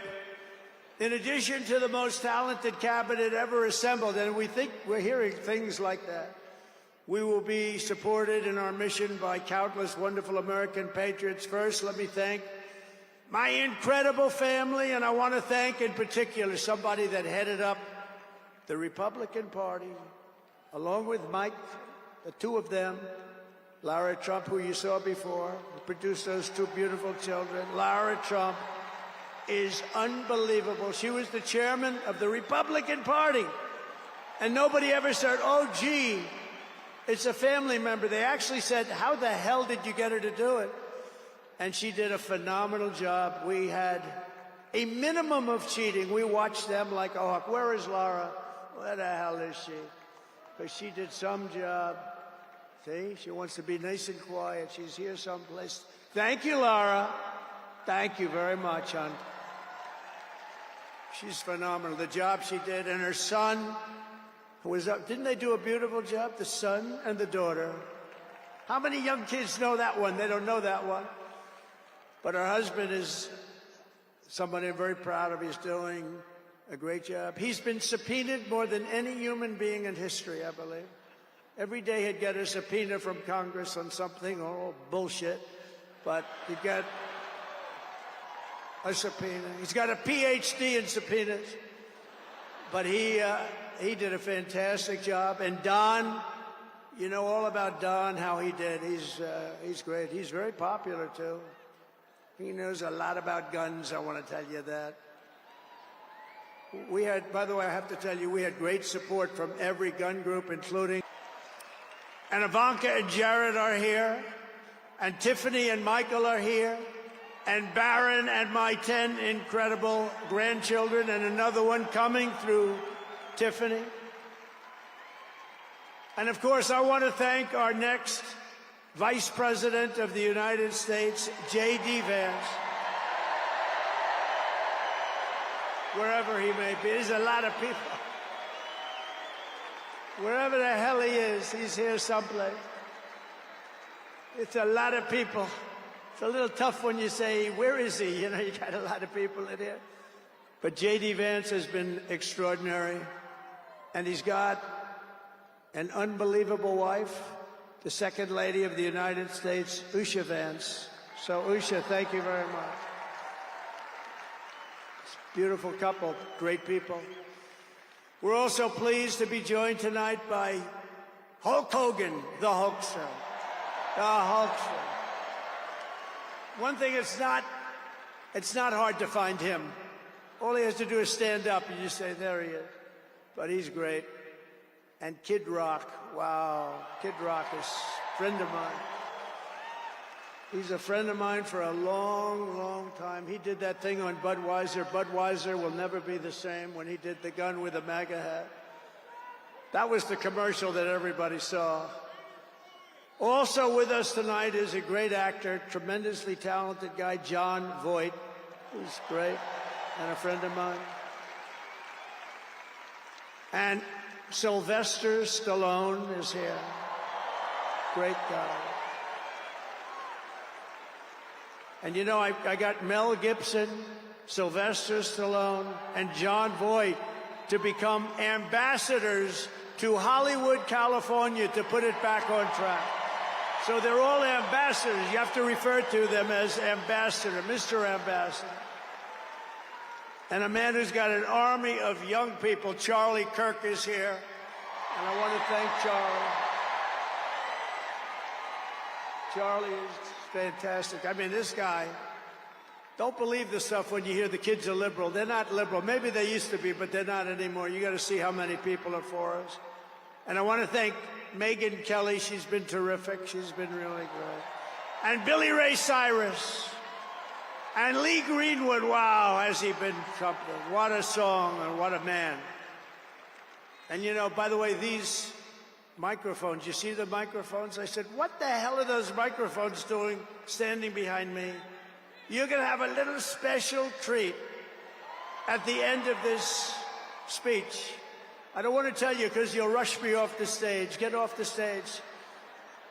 But you have a little special treat. And I won't tell you, but let's put it this way. It's the people that 30 years ago had a hot song, never hit #1, hit #5. But 30 years later, it hit #1 week after week. And they're here to sing. They're here to sing. For you. And you won't recognize them. They're slightly larger than they used to be, but that's the way life goes. We can all tell you, that's the way life goes. There's nothing we can do about that. Sebastian Gorka, stand up, Sebastian. I see Sebastian here. There's a patriot. He's been with me through thick and thin, right, Sebastian? Now he's with the administration. Thank you. Great guy. And again, I want to thank Elon for what he did in Pennsylvania. He worked so hard. He worked so hard in Pennsylvania. Great guy. And A man who is a champion, a man who took something from nothing. Everybody said, this is something will never work, it's too violent. But he understood people. He said they like violence, unfortunately, right? But a man who understood fighting better than any man ever. There's never been anything like this. What Dana White did with the UFC and building it into a monster sport franchise. So I want to thank Dana White of USC for being here. And Dana, you've done a job like nobody could have done. Thank you. A great guy and a friend of mine. A great friend of mine. He's a tough cookie. You want him on your side at all times. Every one of those people you want on your side. And we have dozens of other celebrities and everything, but we're going to get back to what we're doing. But I do want to say, in the audience, we have many governors, many senators, many members of Congress, and other distinguished guests, far too many to name, unless you'd like me to name them. No? Do you want me to name governors, senators, and Congress people? No. I thought you were going to say that. Sorry, governors. No, but we appreciate all of the love that we've gotten from them. I'll tell you, our House and our Senate Republicans have been unbelievable, and the governors are unbelievable, the job they're doing. Of the crime-ridden cities, the top 25, every single one of them is run by a Democrat. Does that tell you something? We don't have problems in the Republican cities. Tonight, I also want to send our love to everyone affected by the terrible wildfires raging in California. We're praying for you all. We'll get some of the best builders in the world. We'll get it moving back. And I also want to pay my respects to the great people of North Carolina. You know, I won it every single time. And they've been treated very badly. FEMA almost didn't know it existed. And we're going to get North Carolina rocking and rolling, okay? We're going to get them rocking and rolling. They've been treated very badly as a state. Together we will rebuild Los Angeles better, more beautiful than ever before. We're going to get it going. We have the best builders in the world. It's the only people that could do it. Nobody else knows what the hell they're doing. And in 2028, the Los Angeles Olympics will be one of the great sporting events and patriotic celebrations in history. I was with Gianni, the head of the Olympics, and because of the wildfires, they're going to do a special job. They're going to really do something very special on the Olympics. And the opposite, some people say, oh, maybe the Olympics can't go there. It turned out just the opposite. They came to see me the other day, and the committee, and it's just the opposite. So the Olympics is great. And Johnny, for the others, you know, the World Cup, Johnny is the head of it. We had our top people, Wasserman. They all came in on the Olympics, and then I saw Johnny. And we got the World Cup, too. And, you know, it's only because they rigged the election that I'll be your president representing you there. You know, I got both of them. I got the Olympics, and I got the World Cup. And I said, you know, it's too bad. One was in 2026, and the other was in 2028. And I said, I won't be there. I won't be your president. But then they rigged the election, and now we won, so I'm going to be your president for the Olympics and for the World Cup. So, Johnny, thank you for the World Cup. And everybody, thank you for the Olympics. We're going to have a great time. We have another thing happening. 250 years. A celebration like no other. 250 years. And that's going to be taking place next year. So we have a lot of big events coming. And everything we do everything. We take it very, very seriously. But what do we do more than anything else? We put America first. And it all starts tomorrow when I raise my hand on the Bible to be sworn as we'll be sworn in tomorrow. We're all going to be sworn in together. That's the way I look at it. It's not me. It's you. Greatest of all time. So we will be sworn in tomorrow. I'll be representing you as your 47th President of the United States.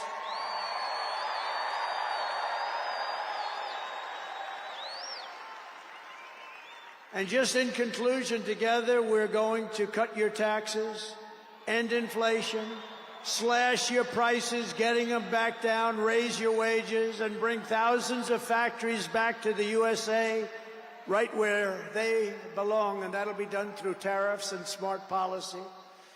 We will build American, we will buy American, and we will hire American. I will end the war in Ukraine, I will stop the chaos in the Middle East, and I will prevent World War III from happening, and you have no idea how close we are. We will crush violent crime in our cities and give our police the support, protection, resources, and respect they so dearly deserve. We will strengthen and modernize our military again. We did it. We rebuilt our entire military. And then they gave billions and billions of dollars of it to, you remember, to the Taliban. They gave it to the Taliban. They gave our military equipment, a big chunk of it, to the enemy. Do you know that we pay billions of dollars a year? Do you know this? Does anyone know this? To Afghanistan? Do you know that? And I say, if we're going to pay billions of dollars a year, tell them we're not going to give them the money unless they give back our military equipment that these poor, stupid people allowed for them to have. So we'll give them a couple of bucks. We want the military equipment back. We will rebuild our once great cities, including our capital in Washington, D.C., making them safe, clean, and beautiful again. And we want to make this city again safe. We don't want people coming to Washington and getting mugged, shot, killed. We're going to stop it. Law enforcement, and they have very good police here, but they have to be allowed to do their job. We're going to stop it. We're going to beautify it. We're going to make it the most beautiful capital in the world. We will teach our children to love our country, to honor our history, and to always respect our great American flag. And we will get critical race theory and transgender insanity the hell out of our schools.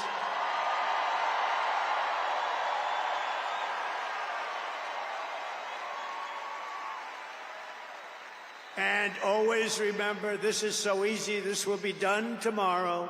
We will keep men out of women's sports. It's over. I will defend religious liberty. I will restore free speech. And I will defend the right to keep and bear arms. We're going to defend that. After years of building up foreign nations, defending foreign borders, and protecting foreign lands, we are finally going to build up our country, defend our borders, and protect our citizens. And we will stop illegal immigration once and for all. We will not be invaded. We will not be occupied. We will not be overrun. We will not be conquered. We will be a free and proud nation once again, and that will take place tomorrow at 12 o'clock.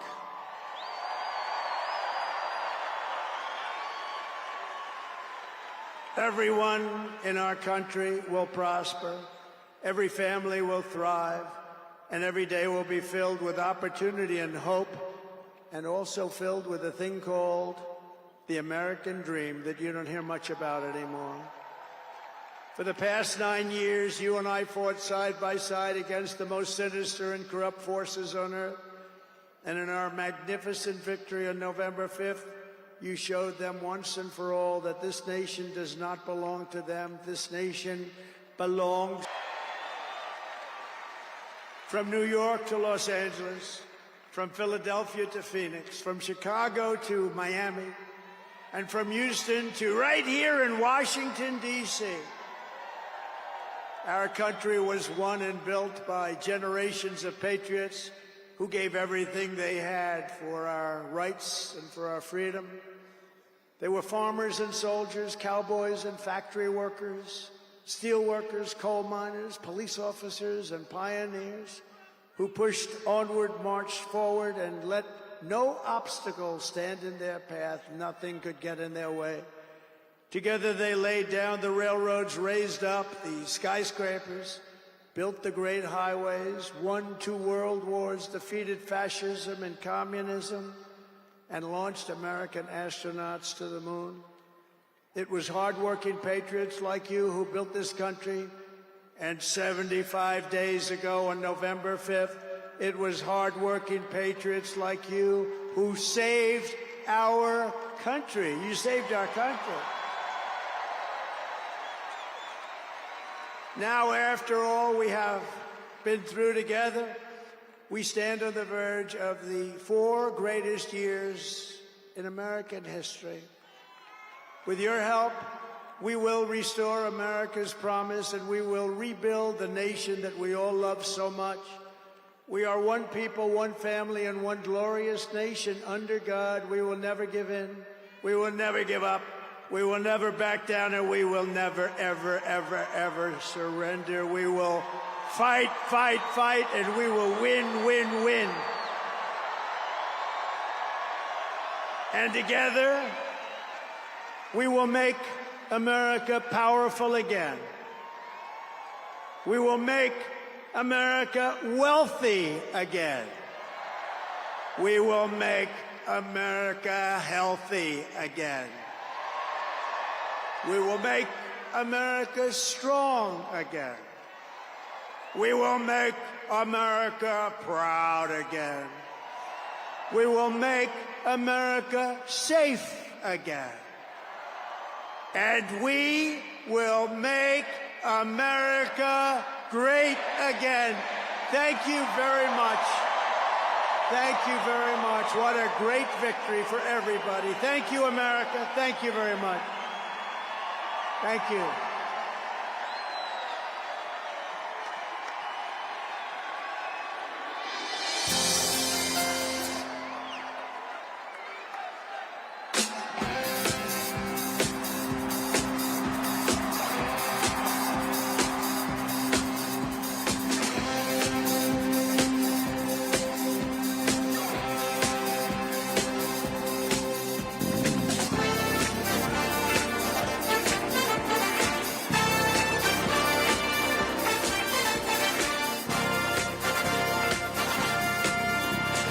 Young man, there's no need to feel down. I said, young man, pick yourself off the ground. I said, young man.